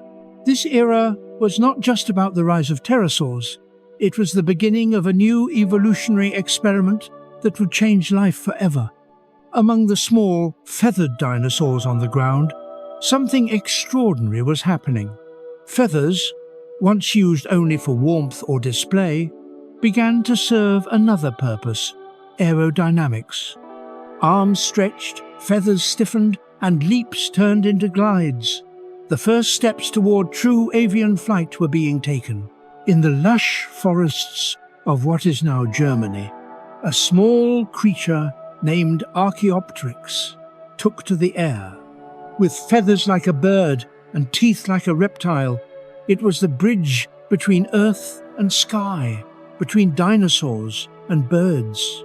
It could not fly with the power of modern birds, but it could glide, flutter, and perch among the branches. It was evolution's experiment, a fusion of the old and the new. While pterosaurs ruled the open skies, Archaeopteryx ruled the canopy, signaling that the skies would one day belong to another kind of flyer. Still, the pterosaurs held dominion. As the Jurassic neared its end, some species began to grow enormous. Their wingspans stretched over 10 meters, their bodies light but strong. They soared effortlessly across continents, following coastlines and ocean currents. Fossils suggest that some could travel thousands of kilometers in a single migration, crossing ancient seas that divided the growing continents. From above, the Earth must have looked endless, a vast, shimmering world of green forests, golden plains, and deep blue waters. To these rulers of the sky, distance was meaningless. They had conquered gravity itself. Their presence affected every part of the ecosystem. They spread seeds as they fed on fruits and fish. They scouted for predators, their cries warning creatures below of approaching danger. They were the eyes of the earth, linking land, sea, and air into a single living network. And yet, even in this age of dominance, the cycle of change continued. The continents kept drifting, the climate kept shifting, and life kept evolving. Volcanoes erupted in distant lands, throwing ash into the atmosphere. Sea levels rose and fell. New species appeared, while others vanished. Evolution never stopped, it only moved forward. Beneath the clouds, the dinosaurs continued their rule of the land. Herds of giants marched across plains, predators stalked the shadows, and forests echoed with life. But the world was becoming more complex. The separation of continents meant isolation, and isolation meant diversity. The creatures of the northern lands were now different from those of the south. New species of both dinosaurs and pterosaurs evolved independently, each adapted to its own region. Some pterosaurs developed massive head crests, possibly for courtship or stability. Others grew toothless beaks, better suited for skimming fish from the water. Their wingspans reached extremes, up to 12 meters in some species. They had become living aircraft, capable of sustained flight for hours on end. Their dominance in the air seemed eternal. But time was preparing a new transition. While the pterosaurs perfected flight, the feathered dinosaurs continued to evolve quietly. Their wings grew stronger, their feathers more aerodynamic. They began to flap, to lift, to glide farther. Small as they were, they carried the future in their wings. The skies that had once belonged to the pterosaurs would one day host a new kind of creature, one that would outlast them all. But that day was far in the future. For now, the world still belonged to the reptilian lords of the air. As the sun set over the Jurassic horizon, the skies came alive with movement. Flocks of pterosaurs glided through the fading light, their wings catching the last golden rays. They called to one another, their cries echoing across cliffs and valleys. Below, the forests whispered in the wind, and the rivers glowed beneath the starlight. It was a sight of pure harmony, air, earth, and life, bound together in motion. From small gliders to sky giants, the pterosaurs had done what no creature before them could. They had lifted life into the heavens and reshaped evolution forever.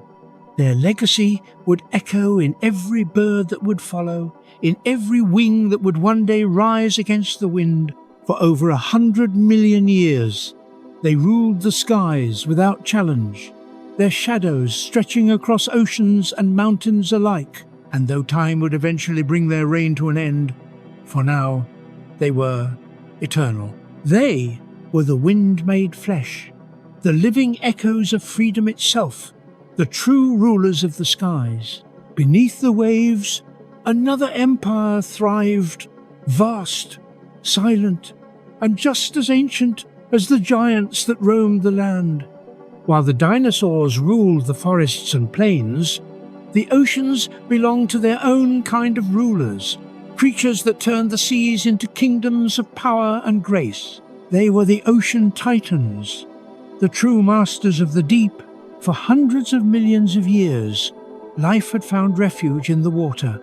It was here that evolution had first taken its breath, and it was here that it continued to rewrite the rules of survival. By the time the Jurassic seas had stabilized, they were teeming with life. Coral reefs stretched across shallow shelves, schools of fish shimmered in endless patterns, and strange reptiles, perfectly adapted to the marine world, hunted with precision and speed. They were not fish, nor dinosaurs, but something in between reptiles that had returned to the sea after generations on land. The ocean had transformed them into forms of astonishing efficiency. Their limbs had become fins, their bodies streamlined, their lungs immense. They could hold their breath for long minutes, gliding through the water like arrows of flesh and bone. They were built not just to survive in the sea, but to dominate it. Among the first of these rulers were the ichthyosaurs. Their bodies resembled dolphins, but their ancestry was purely reptilian. With long snouts lined with conical teeth, they sliced through the water at tremendous speed. Their large eyes, some of the largest in the animal kingdom, gave them incredible vision, allowing them to see in the dim light of deep waters. Each movement was fluid, each turn effortless. They were built for motion, for precision, for perfection. In the Jurassic oceans, ichthyosaurs hunted schools of fish, squid, and ammonites. When they struck, they did so with speed that left little chance of escape. Fossils show evidence of live births, a rare trait among reptiles, suggesting that these creatures had fully adapted to a life without land.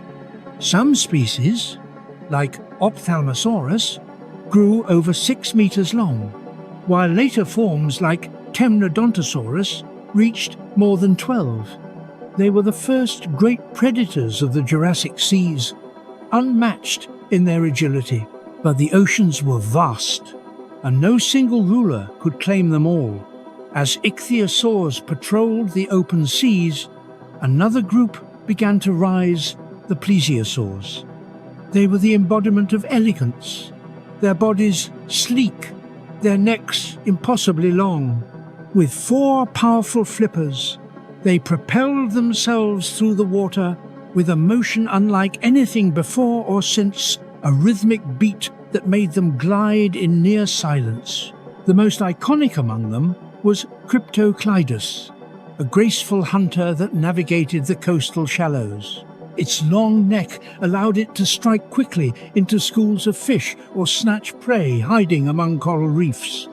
Others, like Elasmosaurus, took this design to extremes, stretching their necks to lengths longer than the rest of their bodies. They would lie still beneath the waves, their bodies hidden in darkness, while their heads rose like serpents through schools of fish, a perfect ambush from the depths. Yet for all their grace, the seas were not peaceful. The Jurassic oceans were battlegrounds filled with giants, and every predator faced a rival. Among the fiercest were the pliosaurs, the shorter, necked, heavier relatives of the plesiosaurs. They traded elegance for raw power. Their jaws were massive, capable of crushing bone, and their bodies were built like living submarines. The pliosaurs were the apex predators of their time, and none were more terrifying than Pleurodon. Growing up to 10 meters long, it was one of the most powerful hunters the oceans had ever seen.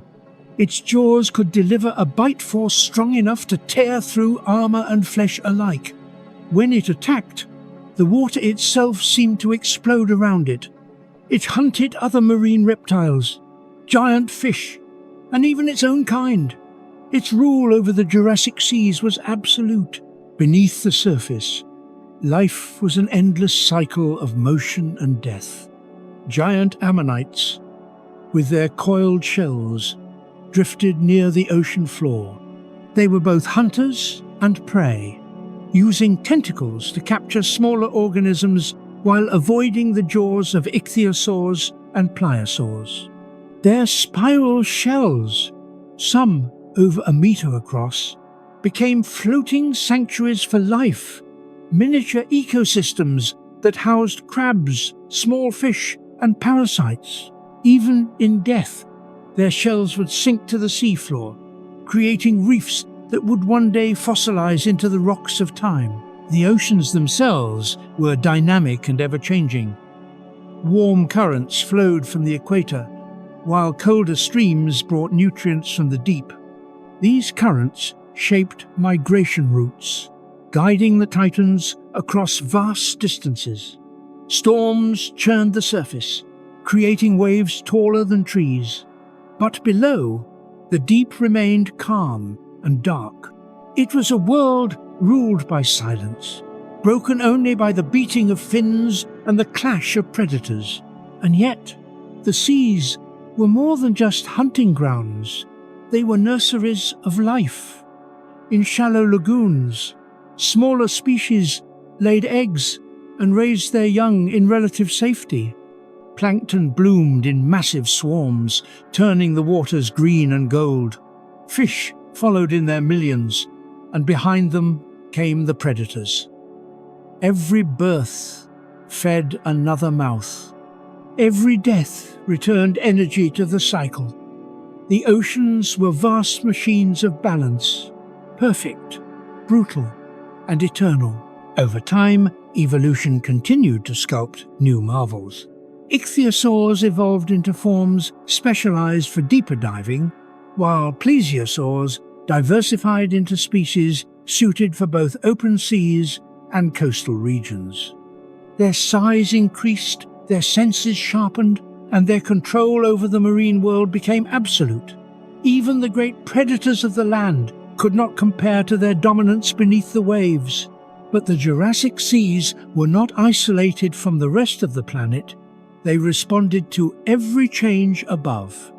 When volcanoes erupted, ash and minerals rained into the ocean, feeding plankton blooms that spread for miles.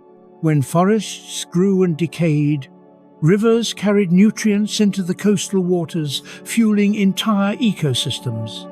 The land and the sea were bound together, two halves of a single living world. And the pterosaurs, the rulers of the skies, bridged that connection. They soared above the waves, diving for fish, their shadows gliding across the surface. Some species lived almost entirely near the coasts, feeding on the abundance the ocean provided. They were the link between realms, connecting the heavens, the earth, and the sea. Beneath them, the deep ocean remained mysterious and untouched. Sunlight could only penetrate so far, and beyond that, the world turned black. Yet, even here, life persisted, strange, blind creatures, glowing softly with bioluminescence. Worms fed on mineral vents that erupted from the sea floor, forming oases of life in total darkness. Though unseen by the giants above, these deep dwellers played their part in the cycle, recycling the remains that drifted down from the upper world. The Jurassic oceans were among the most productive ecosystems the planet had ever known. Reefs flourished, fish diversified, and marine reptiles ruled without challenge. They were the heartbeat of the Earth, regulating its climate, feeding its air, and shaping its future. And yet, even this vast dominion was not immune to change. As the Jurassic neared its end, the continents continued to drift apart. New seaways opened, changing ocean currents and temperatures. Volcanic eruptions released gases that altered the atmosphere. The balance that had sustained life began to shift once again. For the ocean titans, this meant both challenge and opportunity. New predators appeared, new prey evolved, and the struggle for dominance continued. Some lineages thrived, others vanished forever. But nature's rule was always the same: adapt or perish. And still, they endured. Liobludodon continued to reign supreme in the open seas, its massive form gliding through the depths like a living torpedo. Plesiosaurs thrived along coastlines, ichthyosaurs filled the midwaters, and even the ammonites continued their spiral dance through time. The oceans remained alive with power and motion. The sound of their world was unlike anything the surface had ever known. The deep hum of water pressure, the vibration of fins slicing through current, the distant rumbles of underwater volcanoes all merged into a chorus of existence. It was the song of the ancient seas, a rhythm older than the mountains, older even than the land itself. As night fell across the Jurassic oceans, the surface shimmered with light. Bioluminescent plankton glowed with a soft blue hue, tracing the outlines of the waves. Each movement left a glowing trail, marking the passage of unseen giants below. It was a world of ghosts and legends, where the darkness itself seemed alive from above. A pterosaur might have seen it as a glowing tapestry, an ocean breathing with light. Beneath that light, Liopleurodon hunted, plesiosaurs glided, and schools of fish moved like living rivers. Every moment was a reminder that life was not bound to one realm. It adapted, expanded, and conquered every frontier. And so, while the dinosaurs ruled the earth and the pterosaurs ruled the sky, the oceans remained the silent cradle of power. They had birthed life once, and they continued to shape it still. For tens of millions of years, the marine reptiles would rule unchallenged. Their empire would stretch across the globe, from shallow lagoons to deep trenches. But time, as always, was patient. The Jurassic seas would give way to the Cretaceous oceans, and new titans would rise even larger, even fiercer, yet none would ever capture the same haunting beauty of the Jurassic depths. This was the first great age of oceanic dominion, when reptiles became masters of the deep, and the sea itself seemed to breathe with their presence. The ocean titans were not just creatures of their age. They were symbols of life's endless reach of evolution's power to reclaim every space, to reinvent itself again and again. They proved that even in darkness, life finds a way to shine. And as the tides rolled endlessly across the planet, their shadows moved beneath the waves, silent and eternal. They were the living heart of the deep, the ancient rulers of the boundless blue. The earth had reached its golden age of giants.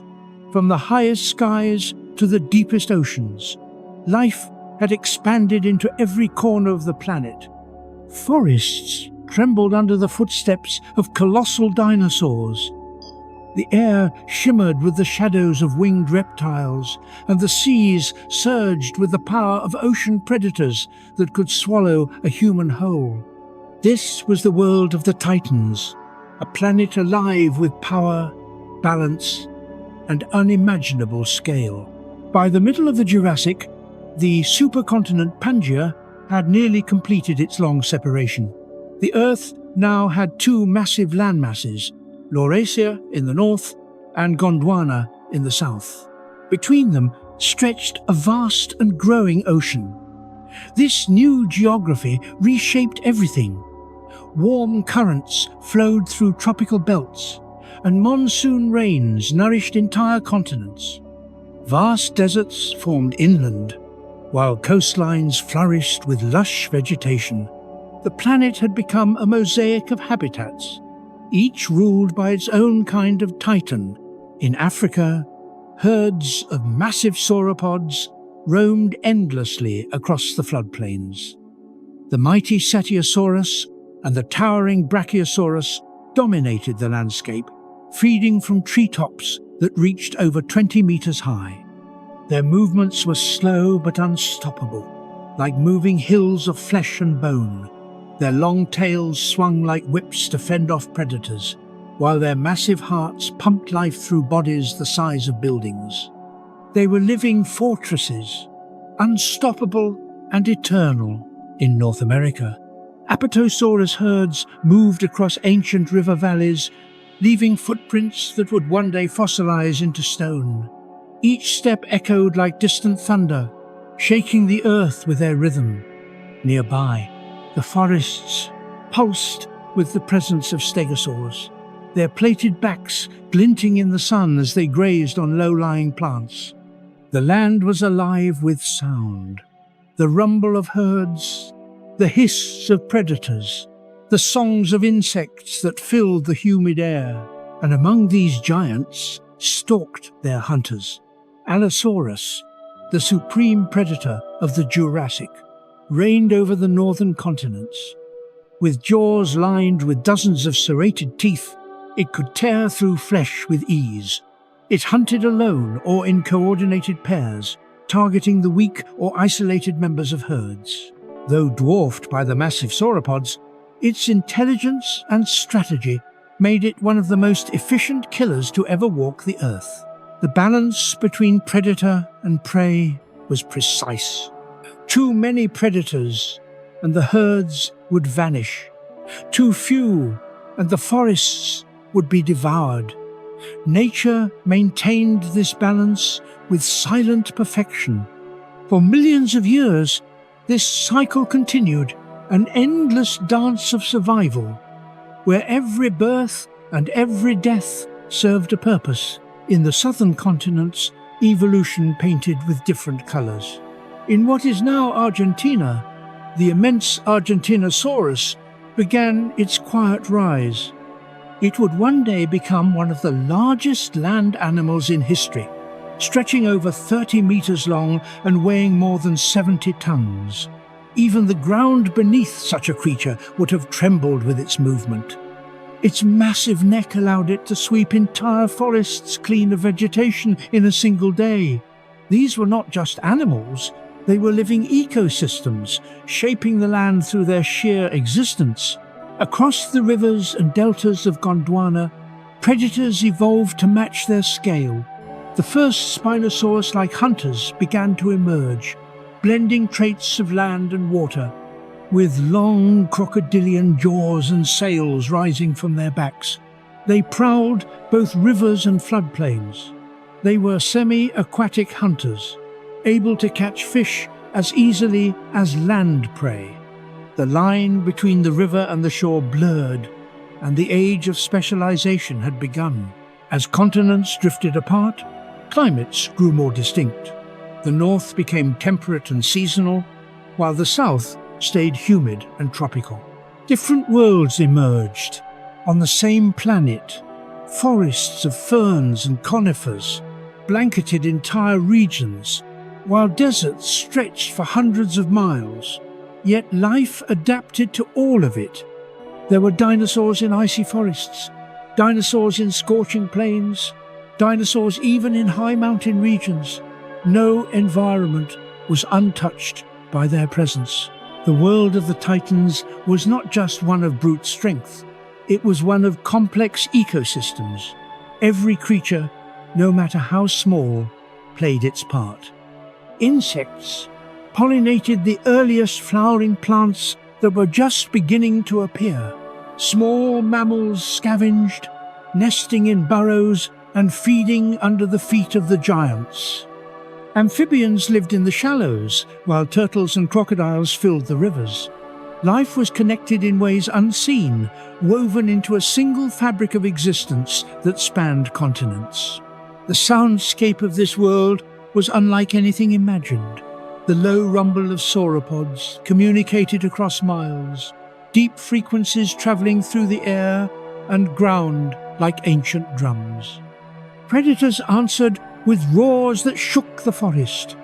The beating wings of pterosaurs echoed across cliffs and coasts, while the distant crash of waves blended with the calls of unseen ocean hunters.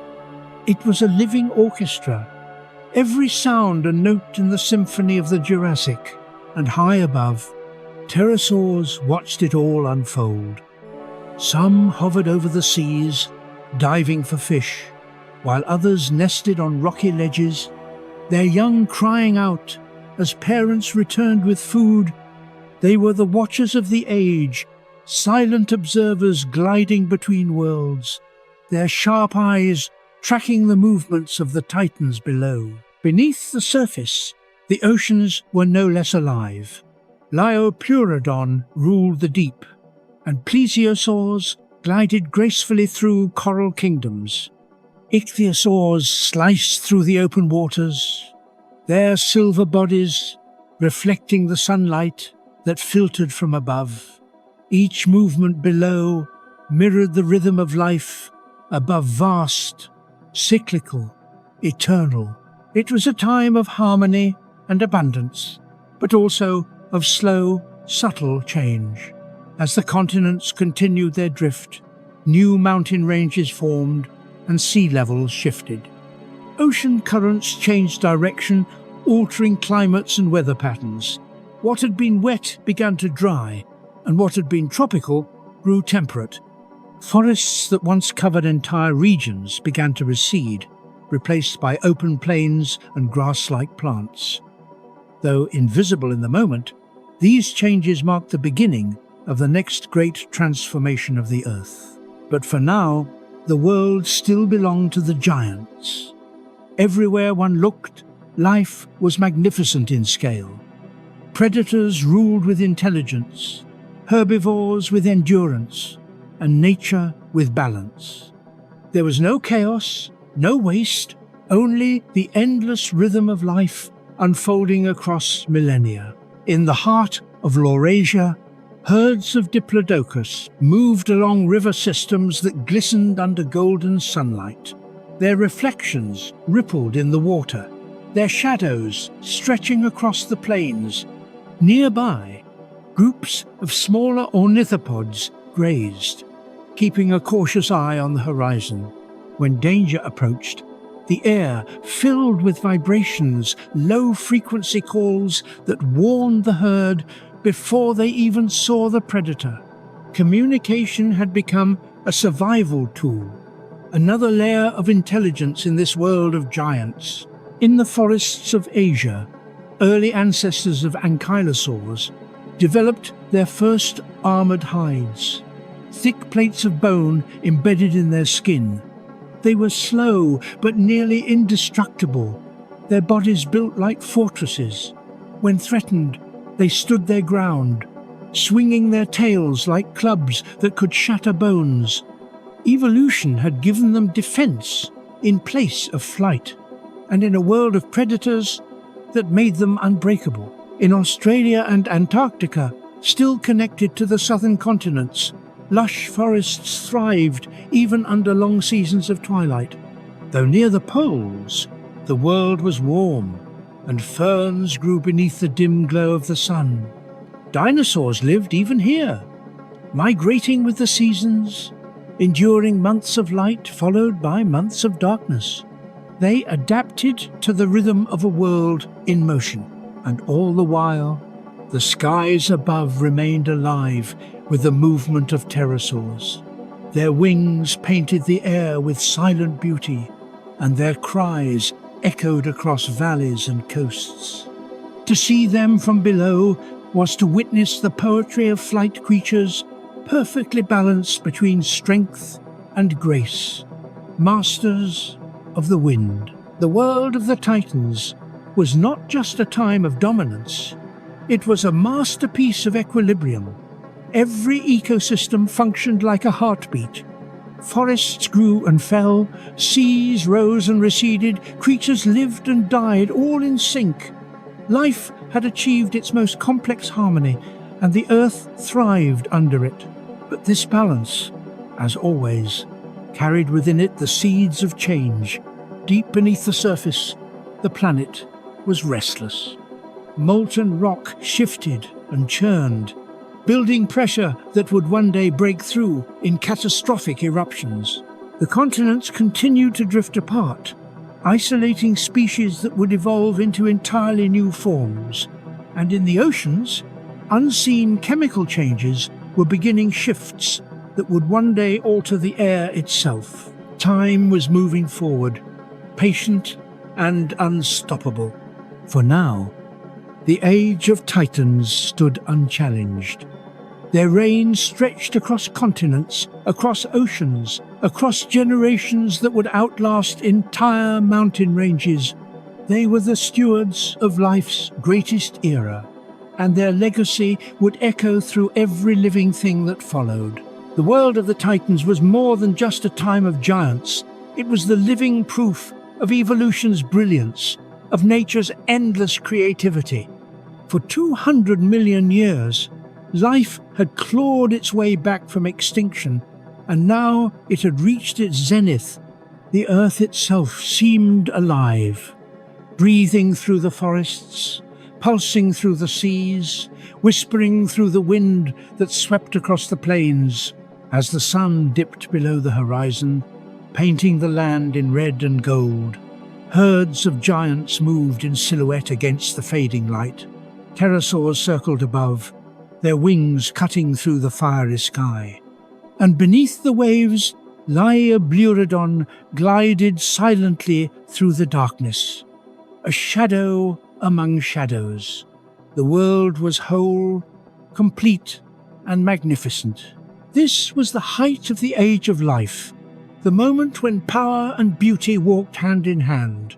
This was the world of the Titans. The world was in perfect balance, but in the shadows of that harmony, evolution was preparing its most powerful creations yet. From the towering herds of herbivores came opportunity, and from opportunity came dominance. As the age of Titans continued to unfold, the balance began to tilt toward a new kind of power, intelligence, strategy, and precision. The giants of the land would soon face rivals that matched their size with cunning. This was the rise of the apex predators. For millions of years, the great herbivores had ruled the plains unchallenged. Their sheer scale made them untouchable to most. But evolution never rests. Predators evolve to match their prey, growing larger, faster, and more coordinated. What had once been solitary hunters became strategic killers. The Jurassic world was transforming from a land of survival to a battlefield of calculated dominance. At the top of this new hierarchy stood Allosaurus. It was not the largest carnivore of its age, but it was perhaps the most advanced. Sleek, muscular, and agile, it was built for both power and endurance. Its skull was a weapon of precision, filled with dozens of sharp, serrated teeth capable of slicing through flesh like blades. Each bite tore deep, each attack timed with purpose. Its strong legs allowed it to sprint with bursts of terrifying speed, and its tail balanced every turn with elegance. The Allosaurus did not hunt blindly. It studied, it stalked, it waited. It understood weakness, the young, the sick, the isolated. Fossils suggest it may have hunted in coordinated groups, attacking in waves to exhaust prey before delivering the killing strike. This cooperation was something new in evolution, the birth of strategy in large-scale predation. When herds of sauropods crossed the plains, allosaurs followed from a distance, waiting for opportunity. At dusk, they would strike the first attack, a blur of motion and sound. The herd would scatter, tails swinging like wrecking balls, but the predators knew how to avoid them. One bite to the leg could cripple a giant, forcing it to slow. Then came the second wave, and the third, until exhaustion set in. When the titan finally collapsed, the pack swarmed. What had taken days to grow could vanish in hours. And when it was done, the scavengers came smaller, theropods, insects, and early mammals, each taking their share in the endless chain of survival. The success of Allosaurus marked a new era of predator evolution. Its lineage and influence would echo through time, eventually leading to the most iconic hunters the planet would ever see. But for now, it stood as the undisputed apex of the Jurassic. And it was not alone.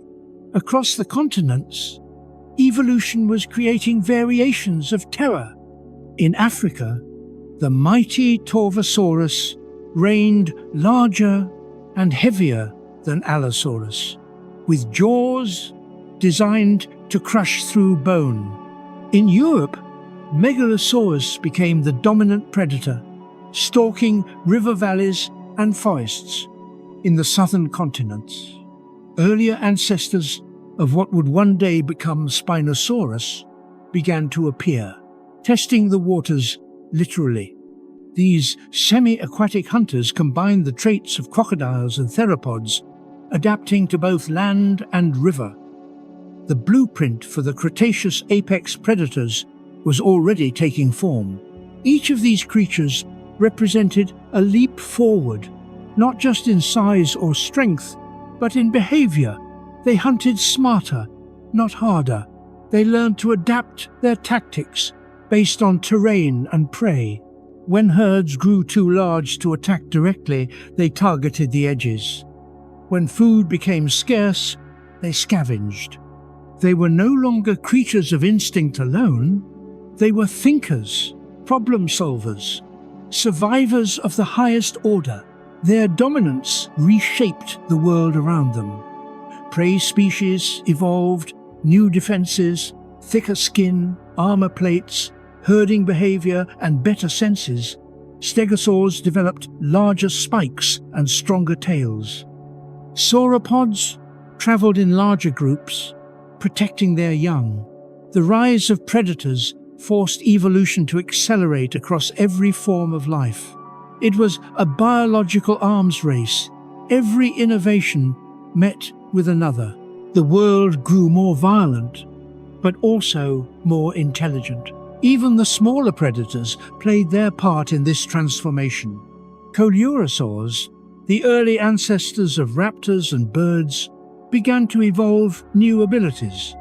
Some developed feathers, which at first served only for warmth or display, but soon became tools for agility and speed. They could leap higher, glide farther, and move silently through dense forests. These traits would one day give rise to the most advanced predators of all those that could hunt from the sky. In the Jurassic forests, the dynamic between predator and prey reached an equilibrium that bordered on perfection. Every ecosystem had its apex hunter, a species that defined the limits of power in its realm. In the oceans, Liopleurodon ruled. In the skies, the great pterosaurs held dominion on land. Allosaurus was supreme. This trinity of predators maintained balance, ensuring that life continued to thrive through the natural order of death. But what made these apex hunters truly remarkable was not just their size or ferocity, it was their adaptability. They were shaped by constant change. When climate shifted, they migrated. When prey moved, they followed. Their survival was not dependent on luck, but on intelligence, honed through generations of evolution. The earth beneath them was still restless. Volcanoes erupted across rift zones, sending rivers of lava down valleys and into the sea. Ash clouds sometimes darkened the skies for months, killing plants and animals alike. Yet, when the dust settled, the predators returned first. They scavenged the dead, then hunted the living that emerged from the chaos. Their resilience was unmatched. Their bones, found across every continent, tell stories of brutality and endurance. Healed bite marks show that they fought not only with prey, but with each other. Territorial disputes between large predators often ended in death. One Allosaurus fossil bears the mark of another's teeth deep in its skull, a reminder that even the top of the food chain was not without danger. These battles for dominance shaped behavior as much as anatomy. Mating rights, hunting grounds, and even leadership among groups were decided by strength and persistence. Each victory passed on the genes of the fittest, refining the design of the predator again and again. Nature's masterpiece was not built in peace, but in struggle. As time passed, the lines between hunter and survivor blurred. Large predators also scavenged. Small ones hunted in packs. Some creatures adapted to eat plants when prey became scarce, while others specialized in ambush. The ecosystems of the Jurassic world were flexible, ever shifting, a living demonstration of evolution's creativity. And through it all, the dinosaurs continued to evolve into forms that pushed the limits of possibility. Larger sauropods required larger predators, and so, generation after generation, nature sculpted carnivores that grew taller, stronger, and more strategic. The greatest among them began to approach lengths over 10 meters, with jaws capable of tearing apart a creature 10 times their mass. Beneath their dominance, smaller life continued to thrive. Mammals remained tiny and nocturnal, avoiding confrontation. Insects spread across every habitat, pollinating plants and feeding others. Even the smallest lizards, darting between the feet of giants, played crucial roles in maintaining balance. The rise of the apex predators did not destroy this harmony, it refined it. Every act of predation, every death, sustained the cycle of life. As the Jurassic Age continued, The apex predators diversified across isolated continents. New ecosystems gave rise to new rulers. In the south, early abelisaurids began to appear stocky, muscular hunters with short skulls and immense power. In the north, larger carnosaurs evolved longer legs for pursuit hunting. Isolation fueled evolution, and evolution fueled power. At dusk, the landscape of the Jurassic world came alive with tension. Herds gathered near rivers, dust rising from the earth as they moved. In the distance, the shadow of a predator lingered patient, watching. The air was thick with anticipation, and when the hunt began, it was chaos and elegance woven into one. There were no wasted movements, no hesitation. The predator struck with precision, guided by senses sharper than steel. The earth shook beneath the struggle, and for a brief moment, the world's ancient rhythm played its most primal note, the sound of life taking life, and when the silence returned, the balance was restored once more. For the apex predators, this was existence, not cruelty, not malice, but survival perfected. They were the ultimate expression of evolution's logic, the living embodiment of natural selection at its peak. Every tooth, every muscle, every instinct was shaped by millions of years of necessity. As the Jurassic world aged, these masters of land, sea, and sky reached the height of their reign. They had conquered every environment, adapted to every challenge, and shaped the world through their presence. But, like all things, their dominance carried within it the seed of change. The world beneath them was shifting again. The continents were drifting farther apart, the climates growing more unpredictable.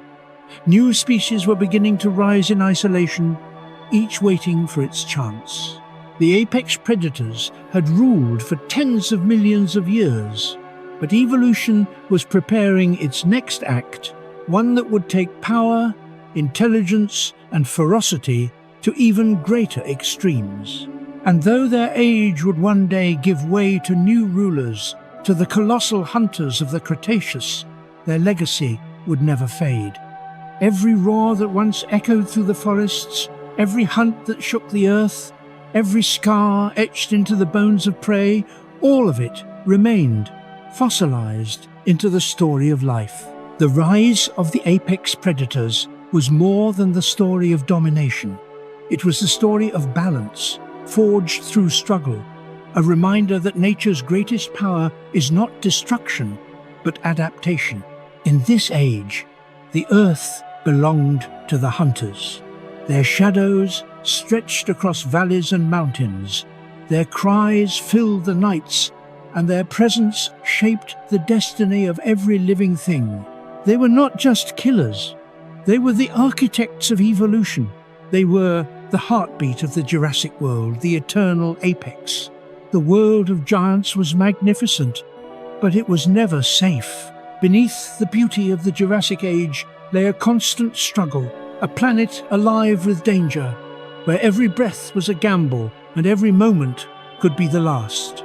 Survival in this world meant adaptation, endurance, and instinct. The creatures that ruled it were not simply powerful, they were forged by chaos, tested by fire, and perfected by time.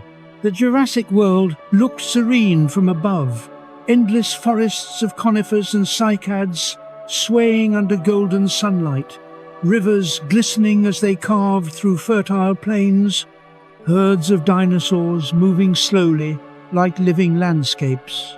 But beneath that calm surface, life was an endless contest. Predators watched from shadows. Volcanoes brooded beneath the earth. Storms brewed above the horizon. Everything in this world was temporary, fragile, in the face of change.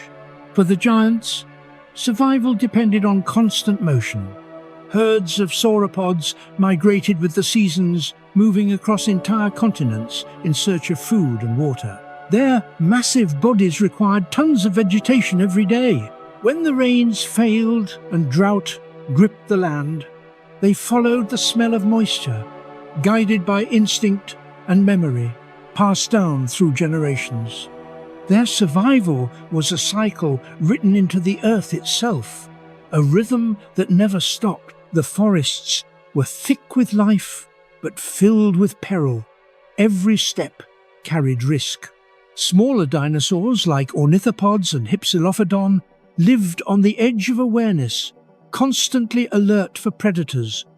Their senses were finely tuned, ears twitching at the faintest sound, eyes scanning for movement. At the first snap of a branch or flicker of shadow, they fled, vanishing into the undergrowth like ghosts. They survived not through strength, but through awareness. For the predators, survival was equally uncertain. Even apex hunters like Allosaurus faced hunger and exhaustion. Each hunt was dangerous. A single misstep could mean death from a crushing tail or a trampling herd. Many predators bore scars from failed hunts, their bones healed over with evidence of old injuries. They were built for violence, but violence always came at a cost. The Jurassic climate itself was unpredictable. Though the world was warm and lush, it was also volatile. Monsoon rains could turn rivers into floods within hours, drowning entire herds. Droughts could follow, drying the land into cracked wastelands where only the strongest could endure. Volcanoes erupted across rift zones, covering forests in ash and blocking sunlight for months. Plants withered and animals starved. Entire regions could fall silent for years before life returned. But life always did return. When the ash settled and the rains came again, seeds hidden in the soil sprouted, and the forests came back greener than before. Scavengers cleaned the dead, and new generations replaced the old. This resilience was the secret of the Jurassic. No matter the destruction, the cycle never broke. Within this world, even the smallest creatures had stories of survival. Tiny mammals scurried beneath the feet of giants, emerging at night to feed on insects. They lived in burrows and hollow logs, safe from predators above.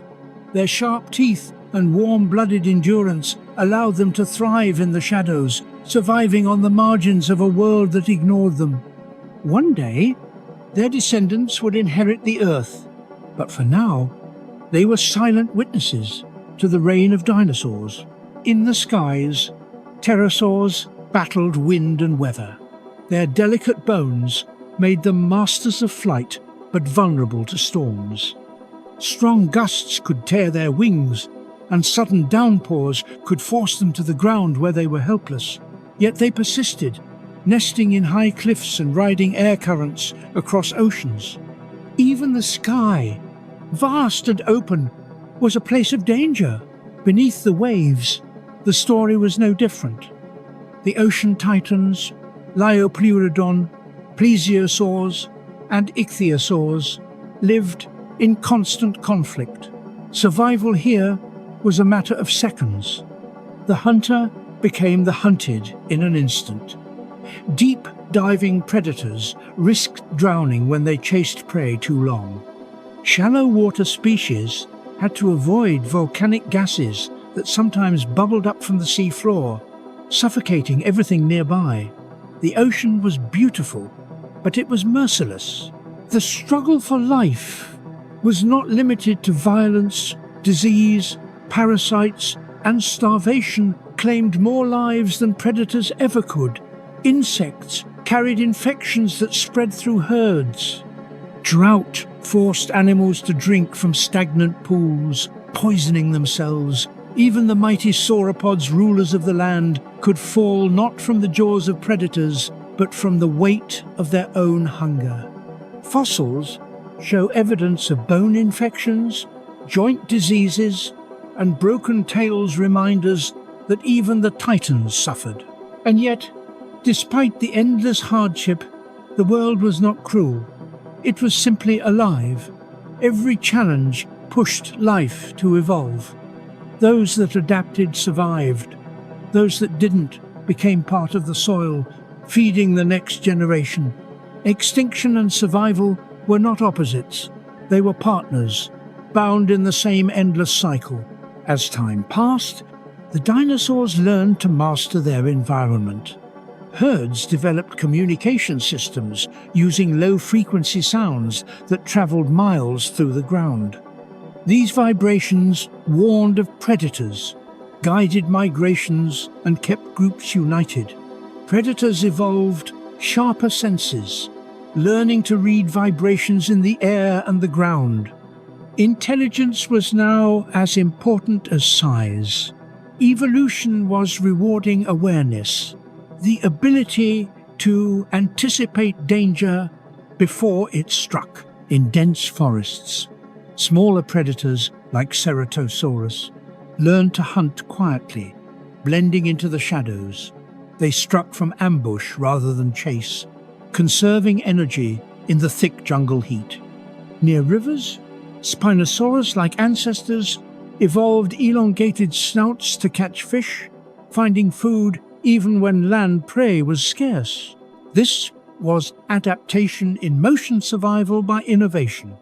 The world's geography continued to shape life in unexpected ways. As continents drifted farther apart, isolated ecosystems formed. In these pockets, evolution experimented freely. Some dinosaurs grew smaller to survive on limited resources. Others developed unique traits, longer claws, stronger jaws, specialized diets. Isolation forced creativity, and creativity fueled survival. Even the plants were part of this evolutionary arms race. Ferns and cycads developed toxins to deter herbivores. Some evolved thick, fibrous leaves that only the largest dinosaurs could digest. Others spread seeds through fruit, using animals themselves as carriers. Every species depended on another, directly or indirectly. Life was interconnected in ways both visible and invisible. In this dangerous world, cooperation was often the key to survival. Herds worked together to protect their young, and predators hunted in coordinated groups. Even scavengers formed loose networks, following the same trails of death across the land. Survival had become a collective act, not just an individual struggle. And yet, danger came not only from nature, but from the earth itself. Deep beneath the crust, tectonic forces built pressure, splitting continents further apart. Massive volcanic eruptions released waves of ash and gas, sometimes lasting for years. Carbon dioxide levels spiked, warming the planet even more. In some regions, temperatures soared high enough to turn lush forests into deserts. Species adapted or vanished. Still, the giants endured. Through drought and flood, through fire and famine, the dinosaurs persisted. Their resilience was unmatched. Even when the environment pushed them to the brink, they found new ways to live. This was the lesson of their world. Survival was not about strength, but about change. And while life struggled on land, the oceans mirrored its story. Each new volcanic eruption released minerals into the sea, triggering massive plankton blooms. This explosion of microscopic life fed fish, which in turn fed the great marine reptiles. Death on land brought life to the ocean. Nothing in nature existed alone. The nights in this world were breathtaking, but tense. Under the pale light of the moon, forests glowed faintly with mist and humidity. Herds huddled together for safety, their silhouettes vast and silent. Predators moved like shadows between the trees, eyes glinting in the darkness. Every sound, the crack of a twig, the ripple of water, could mean danger. In these hours, the true cost of survival was revealed. Constant vigilance. Storms were another relentless threat. Monsoon winds could tear through forests, flattening trees and scattering herds. Lightning ignited wildfires that raged for weeks, reshaping entire ecosystems. Yet from the ashes, life always returned. Fire cleared old growth, making way for new plants. Herbivores followed, and behind them, the predators. Destruction was only the prelude to rebirth, and sometimes survival depended on pure chance. A sudden landslide, a flooded valley, a falling tree, any of these could end a life in seconds. Fossils found buried together tell stories of entire herds caught in disaster, frozen in time. Nature was not selective in its cruelty. It was simply indifferent. But through all of it, life endured. It adapted, persisted, and evolved. Each trial refined the survivors, passing on traits that would define future generations. Sharper claws, keener eyes, faster reflexes, every hardship left its mark. Evolution was the memory of survival written into bone. By the end of the Jurassic, the Earth had become both beautiful and unpredictable. It was a planet of abundance and danger intertwined. Volcanoes still glowed at night, storms still raged, and predators still hunted. Yet life continued to flourish as if unstoppable. The world had found a rhythm, destruction followed by rebirth, loss followed by renewal. This was the true law of the Jurassic, that survival was not about defying death, but embracing the cycle it created. Every creature, from the smallest insect to the mightiest dinosaur, played a role in that endless circle. As dawn broke over the horizon, the mist lifted from the forests, herds began to move again, their calls echoing across the valleys. Predators watched from afar, patient and silent. In that fragile balance between life and death, the planet continued to breathe, for in this dangerous world, survival was not a victory, it was a promise written in every heartbeat, every footprint, every fossil buried deep within the earth. And as long as that promise endured, life would never fade. The world had changed again. The Jurassic Age, with all its giants and balance, was giving way to something even greater, a new world, hotter, wetter, and filled with the sound of evolution's relentless march. The continents had drifted farther apart, oceans had grown wider, and the Earth had entered its next great chapter. This was the Cretaceous period, the final and most extraordinary age of the dinosaurs. It was a world of power and diversity, of colour and sound, of new beginnings and approaching ends. Every continent was now its own stage, isolated and evolving in different directions. The creatures that once shared the same world had begun to diverge, creating unique ecosystems shaped by their own climates and challenges. And in this divided planet, new forms of life began to rise larger, stronger, and more complex than ever before. The age of the giants had not ended. It had only transformed. On the southern continent of Gondwana, the largest creatures to ever walk the earth emerged. Argentinosaurus, a colossal sauropod, towered above the forests, stretching over 30 meters in length and weighing more than 70 tons. Each step shook the ground like thunder. Its neck swayed gently through the canopy, stripping entire trees of leaves with a single motion.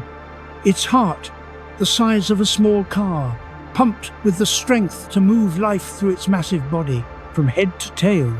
It was a living mountain, In North America, herds of Alamosaurus roamed the plains, their silhouettes stretching across the horizon like moving fortresses. Their skin was thick and tough, their tails long and powerful.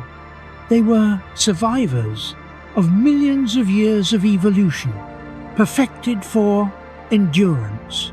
Wherever they moved, the earth bent to their will. And yet, the giants of the Cretaceous were not alone. As herbivores grew larger, predators followed, and evolution began to sculpt the most formidable hunters the planet had ever seen.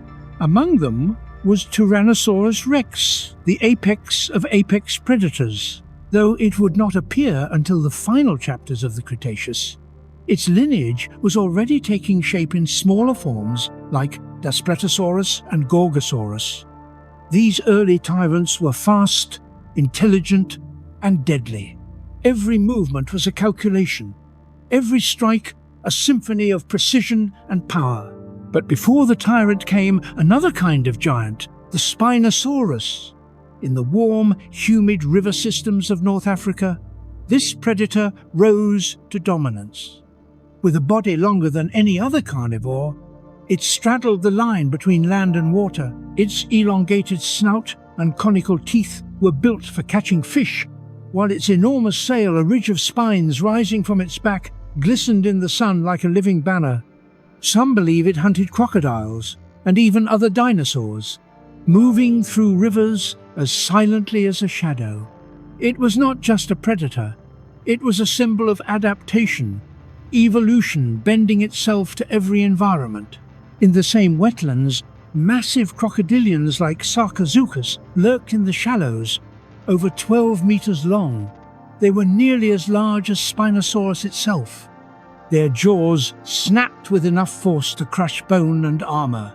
When a sauropod came to drink, the water would explode in violence, the ancient rhythm of predator and prey playing out in another form. The Cretaceous was an age of excess, of extremes. Plants evolved new defenses, sprouting thorns, toxins, and rapid growth to keep up with hungry herbivores. But with these changes came beauty. For the first time in Earth's history, flowers bloomed across the land. Their colors painted the world in hues of red, yellow, and violet. Insects evolved to match bees, butterflies, and beetles carrying pollen across continents. The world was alive not only with movement, but with color. In the northern forests, herds of Triceratops grazed among the flowering plants. Their massive horns and frilled skulls made them both majestic and dangerous. When threatened, they would form defensive circles, horns facing outward, ready to repel even the mightiest predator. Their design was both armor and art, evolution's sculpture of survival. The skies above were just as alive. Pterosaurs had reached new heights, literally. Creatures like Quetzalcoatlus soared with wingspans over 10 meters, gliding effortlessly across vast distances. They fed on fish, small dinosaurs, and even scavenged carcasses. Their long, narrow wings allowed them to ride air currents for hours without rest. They were the last and greatest rulers of the sky before the birds claimed it forever. And yes, the first true birds had now appeared, descendants of small, feathered dinosaurs. They were evolution's newest experiment, a blend of agility, intelligence, and flight. They hunted insects, built nests, and cared for their young. Some even migrated with the seasons. What began as small leaps from branch to branch had now become true flight. The skies were changing, and the future was already taking shape. Beneath them, the oceans remained kingdoms of giants. Plesiosaurs and mosasaurs now ruled the seas, replacing the ichthyosaurs that had vanished. Mosasaurs were apex predators of their realm, immense serpentine reptiles with double-hinged jaws and paddle-like limbs. They hunted with speed and precision, tearing through schools of fish and diving into the deep. Their world was one of silent terror and endless motion. The seas themselves had transformed. Reefs built by new species of coral flourished along continental shelves, hosting an explosion of marine life. Ammonites drifted like living jewels, while sharks, ancient survivors from past ages, patrolled the depths, waiting for the weak and the lost. Every corner of the Cretaceous planet, from the highest canopy to the darkest trench, was teeming with life. But the giants of the Cretaceous also lived under constant threat, not just from predators, but from the world itself. Volcanoes still roared in distant lands, their ash drifting across continents. The climate, though warm, was unpredictable. Floods, fires, and droughts followed one another in endless cycles. When the rains failed, even the mightiest creatures starved. When storms came, they tore forests apart, scattering herds and reshaping the land. Survival, as always, was a game of adaptation. And yet, the dinosaurs thrived. Their diversity was unmatched. On one continent, ankylosaurs, armored tanks of bone and steel, rolled across the earth, impervious to most attacks. In another, hadrosaurs, the duck-billed dinosaurs, formed massive herds, communicating with haunting calls that echoed across the plains. Some of these calls could travel for kilometers, resonating through the air like the voices of ancient spirits. It was not only their bodies that evolved, but their behavior. They were no longer simple beasts. They cared for their young, defended their territory, and perhaps even mourned their dead. Fossils show evidence of herds protecting eggs, of mothers guarding nests, of young traveling alongside adults. The age of emotion, of intelligence, had quietly begun. As the Cretaceous continued, evolution pushed everything toward greater complexity. Ecosystems became more intertwined, more dependent on balance. A single drought could ripple through the food chain, changing the fate of thousands. Yet somehow, through all this instability, life continued to flourish. It was as though the earth itself had found a rhythm that nothing could break. But beneath that rhythm, there was a warning, subtle, distant, but growing, deep within the earth. The planet was changing again. Volcanic gases began to shift the atmosphere. The continents moved slowly toward their modern positions, altering wind and ocean currents. The world was becoming restless, preparing for its next great upheaval. For now, though, the giants still reigned. Triceratops clashed with each other beneath the rising sun, their horns locking in displays of dominance. Tyrannosaurs stalked the shadows, their roars echoing through the forests. Pterosaurs circled above, their cries blending with the sound of thunder. Everywhere, life pulsed with energy, fierce, unstoppable, and magnificent.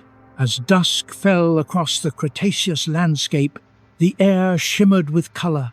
Fireflies drifted through the undergrowth, and distant volcanoes glowed faintly on the horizon. Herds of dinosaurs moved in the fading light, their silhouettes stretching across the plains. Predators followed in silence, patient and calculating. The world felt timeless, eternal in its rhythm. But even eternity has an end. The giants of the Cretaceous were the pinnacle of life on Earth, the final act of an era that had lasted for more than 200 million years. Yet, far beyond the sky, something was already moving toward them, silent, cold, and unstoppable. For now, though, the world was still theirs, The forests still trembled beneath their feet. The oceans still sang with their presence, and the air still carried their echoes. They were the last and greatest of all who had come before the living embodiment of evolution's power. And though time was running out, they did not know it. They lived as they always had, fierce, proud, and free. This was their world, the world of the giants of the Cretaceous. The age of the giants was at its peak, but the earth was beginning to tremble beneath their feet. For over 200 million years, life had reigned supreme, flourishing, evolving, expanding. The dinosaurs had conquered every realm, and the planet seemed eternal under their rule. Yet, deep within the heart of the earth, something was shifting. The balance that had sustained this world for so long was starting to fracture. The skies were darkening, and the end was quietly taking shape. It began slowly, almost invisibly. Deep fissures opened across the continents as the planet's crust stretched and broke apart. Volcanoes erupted more frequently, releasing immense plumes of ash and gas into the atmosphere. Across India and the southern seas, the Deccan region became a landscape of fire, rivers of lava pouring from the earth for years at a time. With every eruption, carbon dioxide and sulfur filled the skies, thickening the air, changing the color of light itself. The world grew warmer, the oceans more acidic, and the balance of life began to tilt. The dinosaurs could not have known what was coming to them. It was just another shift in the endless rhythm of the planet, one they had survived many times before. Storms raged, rivers changed course, and forests burned only to grow again. They had endured everything, but this time was different. The changes came faster, the seasons more violent, the skies more unstable. The great herds still roamed the land, but their migrations grew longer, driven by the scarcity of food and water. Plants struggled to recover from the cycles of heat and acid rain. Even the air felt heavier. The sunlight that reached the earth had a strange hue, filtered through a haze of volcanic ash that stretched from horizon to horizon. It dimmed the world, casting a twilight glow across continents. In North America, the plains were still alive with movement. Triceratops herds marched through the open fields, their young staying close between the adults. Predators followed, as they always had, tyrannosaurs, patient and hungry, watching for the weak. But even these great hunters had begun to change. Their prey was thinner, their hunts more desperate. Fossils show signs of starvation, teeth marks on bones, where predators had scavenged the remains of their own kind. When food grew scarce, even the kings of the land turned on one another. In the southern continents, the world was no better. The lush wetlands that once supported Spinosaurus and its kin were drying. The great rivers receded, leaving cracked mud and stranded fish.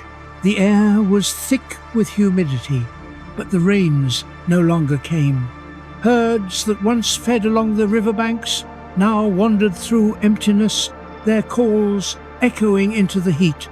The mighty Spinosaurus adapted, turning its hunger toward land prey, its long snout snapping at creatures it once ignored. Survival was no longer about dominance, it was about endurance. Beneath the waves, the seas too began to falter. Volcanic gases had changed their chemistry, making them more acidic. Coral reefs, once vibrant and teeming with life, began to die.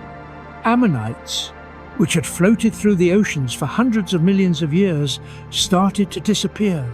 Even the great mosasaurs, the apex predators of the sea, found fewer prey to hunt. Oxygen levels dropped, and the once breathing oceans began to suffocate. In the skies, the pterosaurs still ruled, But their kingdom was fading. Storms tore across the coasts with increasing fury, scattering nests and destroying breeding grounds. The air currents they depended on became unpredictable. Many species vanished quietly, leaving no trace but their bones. And above them, flocks of early birds soared with determination, small, light, and resilient. They would inherit what came next, though they too would pay a heavy price. The skies themselves became a mirror of what was coming, restless, uncertain, filled with signs that something immense was building. Volcanic ash turned sunsets into deep shades of red and orange. Lightning danced across the horizon in silent storms for the dinosaurs. This was simply another world they had to adapt to, another test in the long story of their survival. But above the atmosphere, far beyond their comprehension, something was moving toward them, fast, cold, and final. It was a rock, 6 miles wide, hurtling through space at tens of thousands of kilometers per hour. It had wandered the void for millions of years, a fragment of destruction waiting for its moment.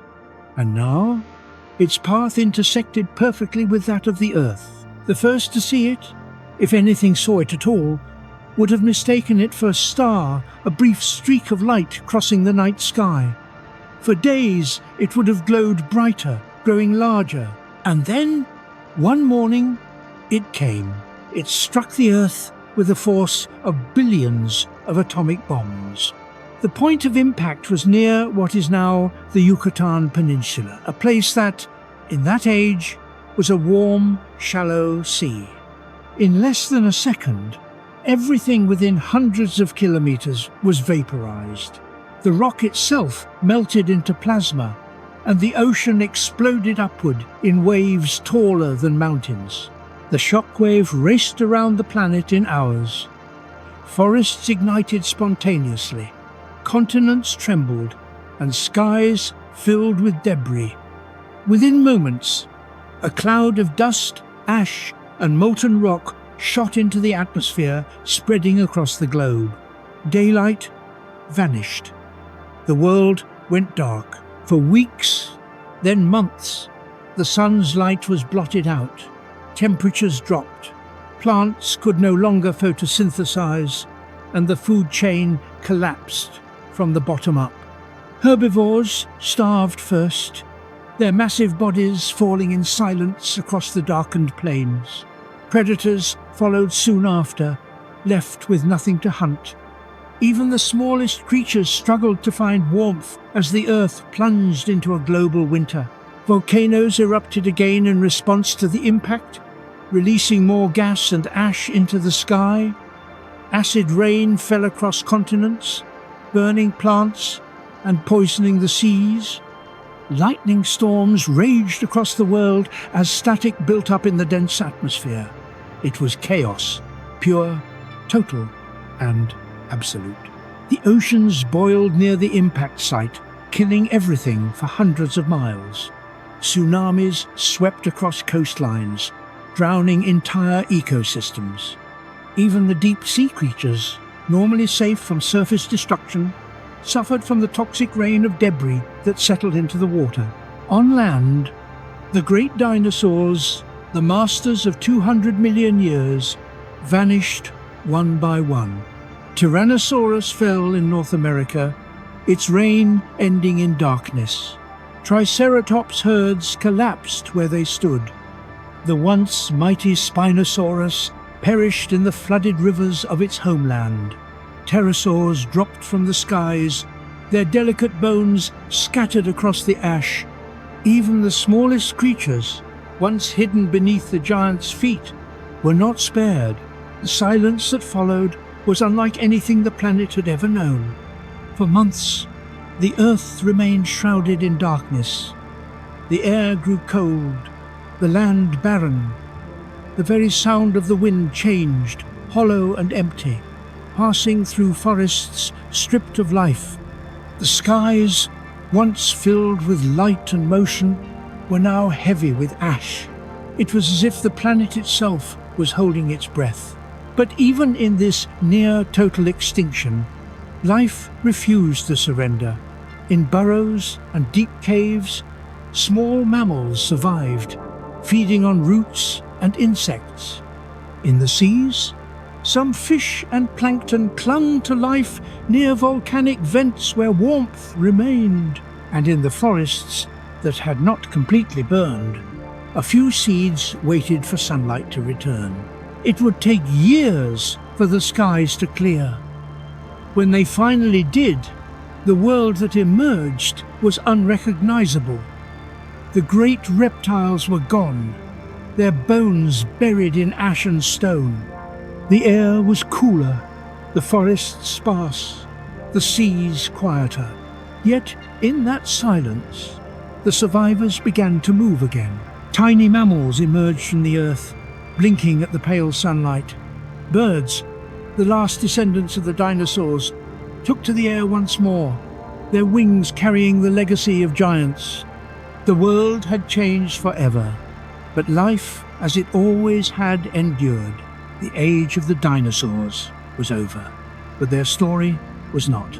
Their bones would rest beneath the soil, their forms etched into stone, their memory carried in every living thing that followed. Evolution had turned the page, and a new era had begun for the Earth. It was both an ending and a beginning, the closing of one magnificent chapter and the quiet birth of another.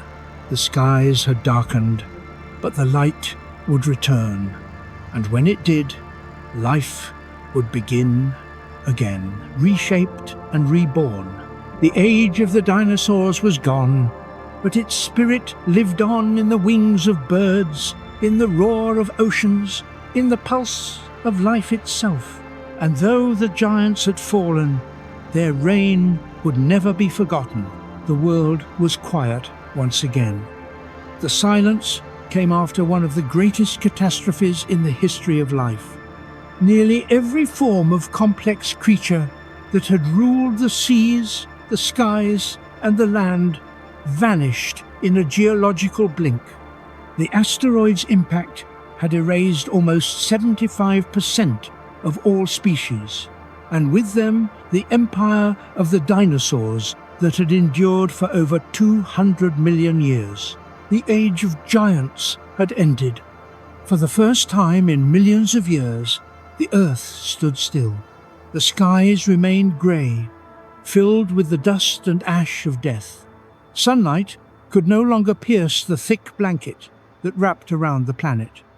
The air was colder, heavier, and poisoned with gases that burned the lungs of anything still alive. Days blurred into nights, and the line between them disappeared beneath the choking haze. The forests that once stretched endlessly across continents were reduced to skeletal remains. Trunks lay charred and hollow, their blackened branches reaching upward like desperate hands. The scent of decay hung everywhere. Rain fell, but it was acidic, scorching the soil and washing the last traces of green from the surface. The rivers turned dark, filled with the ash of fallen life. The once mighty herds were gone. No more thunder echoed through the plains. No tails swept through the forests. No wings cut through the air. The Tyrannosaurus, the Spinosaurus, the Triceratops, all the giants that had defined the Cretaceous world had vanished. Their bones lay buried beneath layers of dust, preserved in the silence that followed. For months, perhaps years, the planet lingered in darkness. Temperatures plummeted and ecosystems collapsed. The food chains that had sustained life unraveled from the smallest link. Plants withered without sunlight, herbivores starved, and carnivores followed. Even the oceans, once the refuge of survival, turned into graveyards. Plankton, the foundation of marine life, died off as the sunlight failed to reach the surface. The great mosasaurs, the ammonites, and even ancient corals disappeared forever. And yet, amid this stillness, the world was not truly dead. Deep in the soil, seeds slept, waiting for the warmth of light to return. In burrows, small mammals curled together, surviving off stored food and instinct.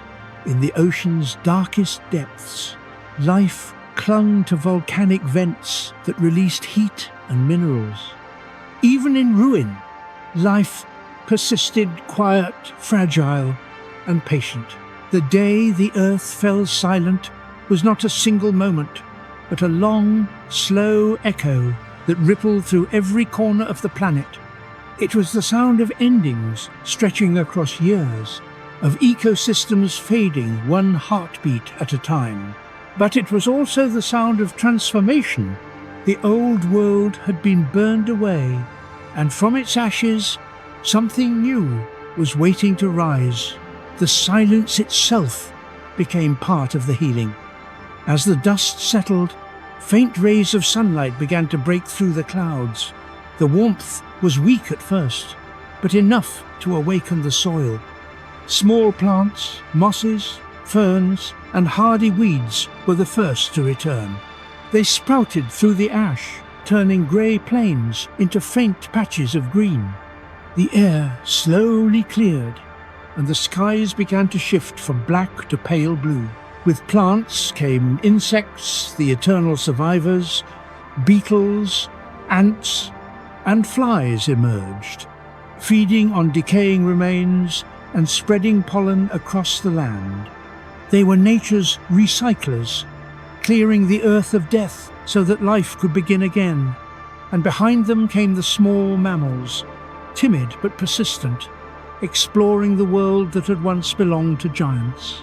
These mammals were nothing like the creatures that had ruled before them. They were small, nocturnal, and resourceful.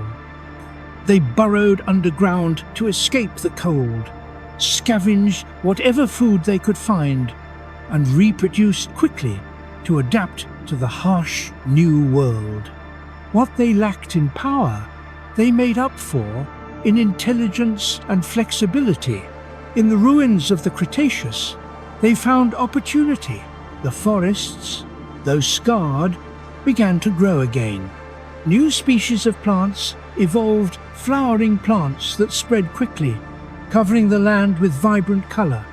Their fruits fed the survivors, while their roots held the soil together against floods. The earth was slowly rebuilding itself, piece by piece. In the skies, the first true birds took flight once more. Descendants of the feathered dinosaurs that had escaped extinction, they filled the empty heavens with their cries. Their wings carried the legacy of their ancestors, a reminder that not all of the old world had vanished. They hunted insects, built nests, and scattered seeds across continents, helping the planet heal. It took thousands of years for the light to fully return. When it did, the Earth looked nothing like before. Where once stood forests of towering conifers, now bloomed flowering meadows. Where rivers once ran with the blood of giants, now they sparkled with clarity. The bones of the dinosaurs lay buried beneath the soil, covered by the grass that would feed the new life above. The silence had not destroyed life, it had merely cleared the stage. The extinction that ended the age of dinosaurs became the beginning of another. As the planet warmed once more, evolution began its patient work. Mammals diversified rapidly, filling the empty niches left behind. Some returned to the trees, others to the water, and some began to grow larger, stronger, and smarter. Within a few million years, new predators emerged faster, more coordinated, and far more intelligent than anything that had walked before. These early mammals would go on to shape the next age, the age of mammals, but they owed their existence to the catastrophe that came before. Every heartbeat of theirs echoed through the bones of creatures long gone. For the Earth, this pattern was eternal. Death and rebirth, destruction and renewal, the cycle of life written across eons. The dinosaurs had ruled with strength. The mammals would rule with adaptability. Both were part of the same endless story. And yet, even as new life took hold, traces of the old world remained. Fossils embedded in the rocks whispered of the titans that once were. Footprints turned to stone marked the paths they had walked. Every gust of wind that swept across the plains carried dust that had once been part of their bones. They were gone, but never truly lost. When the wind howled through the canyons, it was as if the earth itself remembered the echoes of footsteps, the distant rumble of herds, the haunting cry of the last pterosaur fading into the horizon. The day the earth fell silent was not just the end of an age. It was the turning point in the story of life itself. It was the day evolution reset, the day the slate was wiped clean, the day that gave birth to everything that would follow, from the smallest bird to the first human. The silence after destruction became the womb of creation. Millions of years later, when the first humans would walk the earth, they would find the bones of the giants beneath their feet. They would dig them from the stone, marvel at their size, and wonder what kind of creatures had ruled before them. They would give them names: Tyrannosaurus, Triceratops, Spinosaurus. They would build museums to honor them and stories to remember them. But none would truly hear what the earth had once sounded like. Because when the dinosaurs vanished, they took with them an entire world, a world of thunder and wind, of roars and wings, of oceans alive with giants. That world could never return, but its memory lived on in every living creature that came after. The silence that followed was not emptiness. It was the sound of evolution catching its breath. It was the pause between two great songs, one ending, one beginning. The day the earth fell silent was not the end of life. It was life's greatest transformation. The dinosaurs had ruled the world for more than 200 million years, shaping the earth with their strength, their beauty, and their endurance. Their time had come to an end, but through them, the planet had learned to live again. And so, the silence became sacred, the moment when death became rebirth, when endings became beginnings, when the world itself began to dream once more. For in that silence, the earth remembered the footsteps of giants, and it waited for the sound of life to return. The world had changed, but the memory of its former rulers was carved deep into the earth itself. Beneath layers of rock and soil, the remains of giants lay waiting silent witnesses to an age of power and beauty that time had buried but never forgotten. The dinosaurs were gone, yet their story was far from over. The earth remembered them. In every fossil, in every mountain, in every breath of life that still moved across its surface. This was the legacy of the giants. Millions of years passed since the skies had darkened and the world had fallen silent. New forests grew where ash once smothered the ground. Rivers carved new paths across continents, washing over the bones of the ancient rulers. The planet healed itself with patience, layer by layer, generation by generation. What had once been a realm of destruction had become a living archive, the rocks themselves carrying the memory of everything that had ever lived. The first mammals, once small and timid survivors, now thrived in this new world. Freed from the shadow of the dinosaurs, they began to evolve rapidly. Their forms diversified into hundreds of shapes and sizes. Some became swift runners, others skilled climbers or powerful swimmers. Some returned to the oceans that their ancestors had once left behind. And among them were species that began to think, to learn, to build, They were the new architects of the Earth, the next chapter in the story of life. But though the age of mammals had begun, the mark of the dinosaurs never faded. They had changed the planet in ways that could never be undone. The forests they trampled had reshaped ecosystems. The rivers they crossed had carved valleys, and the air they breathed had altered the atmosphere itself. They had been the great engineers of the planet, and even in death, their influence lingered in the rocks. Paleontologists would one day uncover their bones, immense skeletons locked in stone, frozen mid-stride or mid-battle. Their fossils became windows into another world, whispering the secrets of a time when the Earth was ruled by creatures beyond imagination. Each fossil told a story of survival, of struggle, of dominance and extinction. Every discovery was a fragment of a lost kingdom. The study of these ancient remains revealed more than shapes and sizes. It revealed connections. Birds, once thought to be something entirely new, were recognized as the direct descendants of small feathered dinosaurs. The line between reptile and bird blurred, and the truth emerged. The dinosaurs had not vanished completely. They had simply transformed. Every bird that flew across the sky carried the soul of the giants that once thundered across the earth. The beating of their wings was the echo of ancient footsteps. Their songs, the distant memory of roars that once shook the land. Evolution had not erased the dinosaurs. It had refined them, given them feathers, and sent them soaring into the heavens they once could only gaze at. And so, the legacy of the dinosaurs lived not only in fossils, but in life itself. Their bloodline continued through time, shaping every species that followed. The endurance of their design, their lungs, their bones, their adaptability could be seen in the creatures that inherited the world after them. The story of life on Earth was not a series of disconnected chapters, but one continuous narrative, flowing through extinction and rebirth.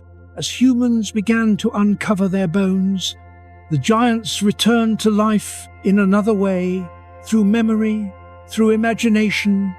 For centuries, fossils were misunderstood.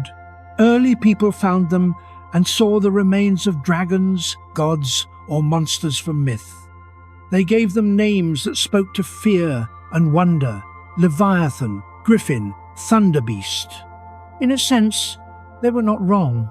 The dinosaurs had indeed been dragons of the real world, born not from legend, but from time itself.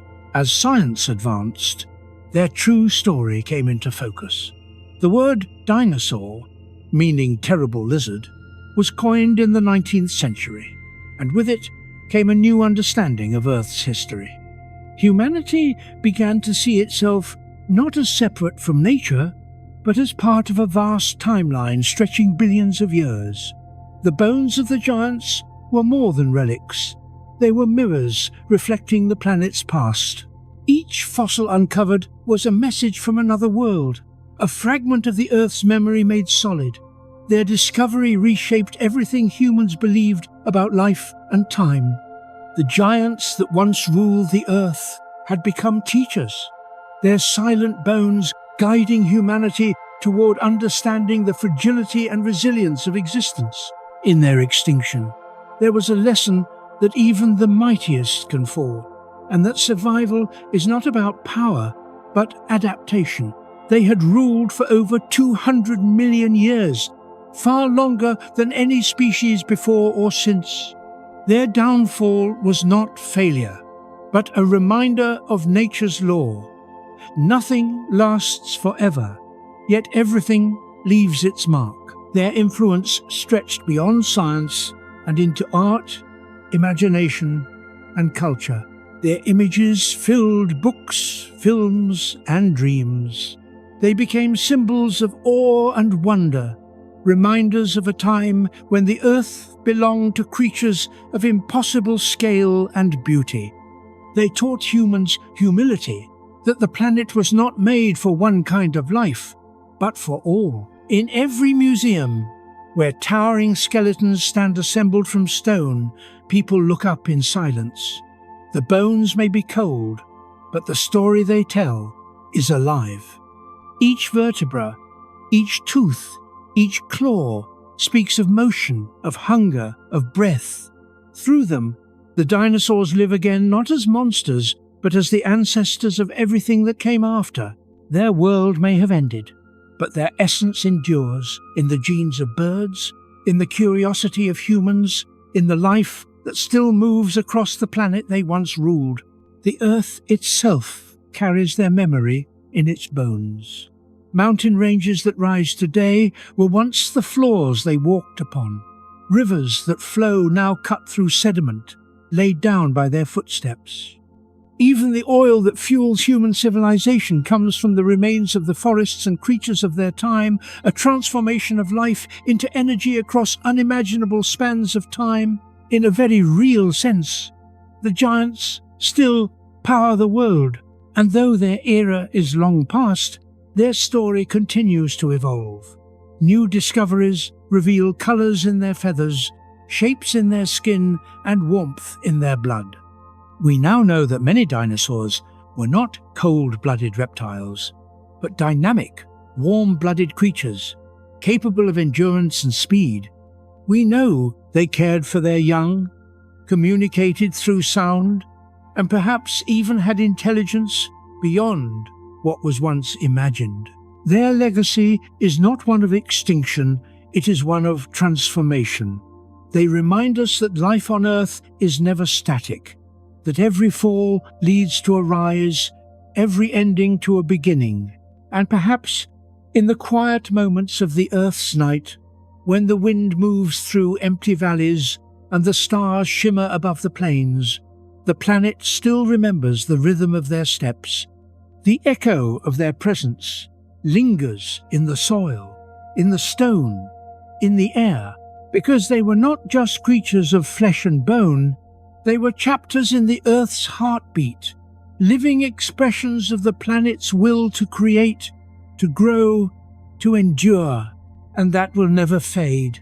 The legacy of the giants is all around us, in the flight of a bird, in the curve of a mountain, in the story of life itself.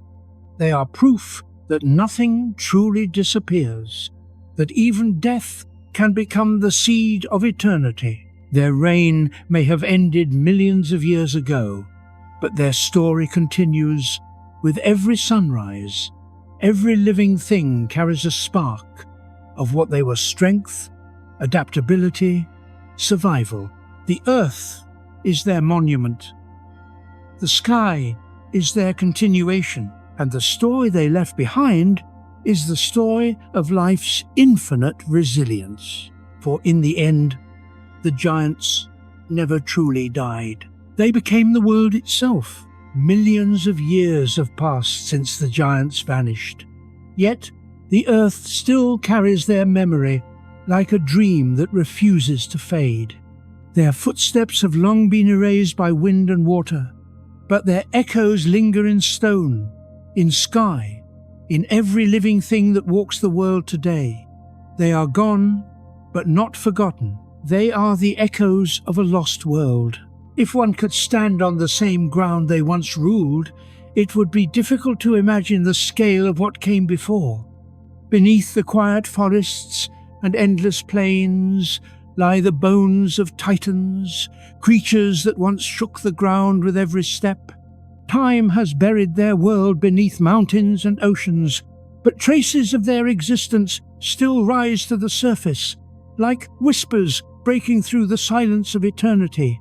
Each fossil, each imprint in stone, is a voice from that ancient world, a message written in the language of earth and time. They tell of creatures that lived, breathed, hunted, and dreamed beneath different stars. They tell of skies once filled with wings, of seas alive with monsters, of forests that glowed with life. They tell of a planet that once belonged entirely to them. The Earth has moved on, yet it remembers. Every storm that rolls across the horizon, every wave that crashes against the shore carries the rhythm of the same planet they walked upon. The world itself is an inheritance of their age, reshaped by their weight, their breath, their lives. The continents they roamed have drifted far apart, yet their bones can still be found in every corner of the globe, in Argentina, where the titans of the South once marched, in North America, where the mighty Tyrannosaurus ruled, in Africa, where the Spinosaurus hunted through rivers thick with mist, in Asia, where armored giants stood beneath humid canopies. Everywhere the earth is touched, there remains rest, fragments of a story too vast for one age to contain. Scientists dig into the ground, and the past rises again. Each discovery feels like awakening something ancient. When a skull emerges from the dust, it is as if the world exhales after a long silence. Every fossil reconstructed, every skeleton assembled, is a glimpse into a time when nature dreamed bigger than it ever would again. The imagination of humanity has carried these giants far beyond the stones that hold them. In books, films, and visions, they have been reborn countless times, not as beasts of terror, but as symbols of life's endurance and mystery. They inspire awe, not because they were monsters, but because they remind us how small and temporary we are in the face of deep time. The lost world they ruled was not just a chapter of Earth's history, it was a mirror reflecting the planet's soul at its most vibrant. The forests they walked in were thicker, the air heavier, the oceans deeper. It was a living laboratory of evolution, where nature tested the limits of life's design. Every claw, every tooth, every feather was an experiment, perfected through struggle and time. And though their bodies are gone, their influence is eternal. The oxygen in our air, the minerals in our soil, even the energy that flows through every ecosystem today, all are part of the legacy they left behind. Their world fed the birth of ours. The forests that decayed beneath their feet became the coal and oil that power civilization. Their bones turned to stone, their world turned to memory, and from their memory came everything that followed.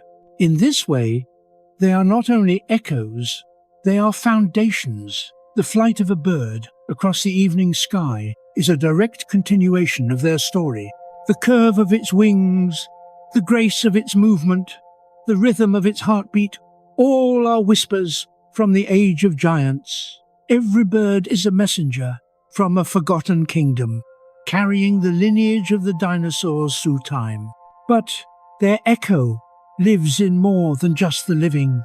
It is in the landscapes themselves, mountain ranges that rise like the backs of sleeping beasts, deserts that were once oceans teeming with life, cliffs that hold fossils of ancient forests. The very shape of the continents was influenced by their reign, their migrations, their extinction, the reshaping of ecosystems in their absence. And in those spaces where no bones remain, the memory persists in the silence, a silence so deep it almost feels alive. The deserts of Mongolia, where the wind sweeps over dunes that once held nests of oviraptors. The frozen tundra of Antarctica, where bones lie buried beneath ice, untouched for millions of years. The coasts of Europe, where the fossils of ichthyosaurs rest in limestone, still gazing upward toward the light they once swam beneath. These places are not dead. They are sacred. They are the quiet cathedrals of time, where the earth keeps its oldest secrets. And if you listen closely enough, you can almost hear it. The low rumble of herds moving through the distance. the crash of waves as Liopurodon hunts beneath the surface, the cry of pterosaurs carried on the wind. These sounds no longer exist, but their echoes still live inside the stones in the rhythm of the planet itself, because the Earth does not forget. It simply transforms. Every ending becomes the beginning of something else. The extinction of the dinosaurs paved the way for mammals, for humans, for thought and memory. The fall of the giants gave birth to reflection, the ability to look backward and see time as something vast, unbroken, and beautiful. Without them, we would not understand how fragile and miraculous life truly is. In a sense, they are still with us, not just in the fossils we uncover, but in the curiosity they awaken, the desire to understand where we come from, what came before us, and what will come after. That desire is their final gift to the world. For in their rise, we see evolution's power. In their fall, we see its humility. The story of the dinosaurs is not one of tragedy, it is one of continuity. It reminds us that even in destruction, life finds a way to endure, to adapt, to begin again. Their echoes are not mournful. They are alive, woven into every living heartbeat that walks the earth today. When humans gaze at the night sky, they are seeing the same stars that shone upon the dinosaurs millions of years ago. Those stars watched over their reign, their extinction, and the rebirth of life afterward. They are witnesses to both glory and loss, to the eternal cycle of creation and renewal. And perhaps, somewhere in the faint hum of the universe, their echoes still travel vibrations of existence moving forever through time. On quiet nights, when the wind moves across empty plains and the moonlight touches the surface of ancient stone, the earth feels like it remembers them. The silence of the night is the same silence that followed their fall, but now it is filled not with mourning, but with reverence, a silence that honors what once was and what will always remain, because nothing truly disappears. Energy changes, matter shifts, life transforms, but existence itself endures. The dinosaurs are not gone. They became the soil, the air, the living fabric of the world that succeeded them. Their echoes live within us, within every bird, within every heartbeat of the planet.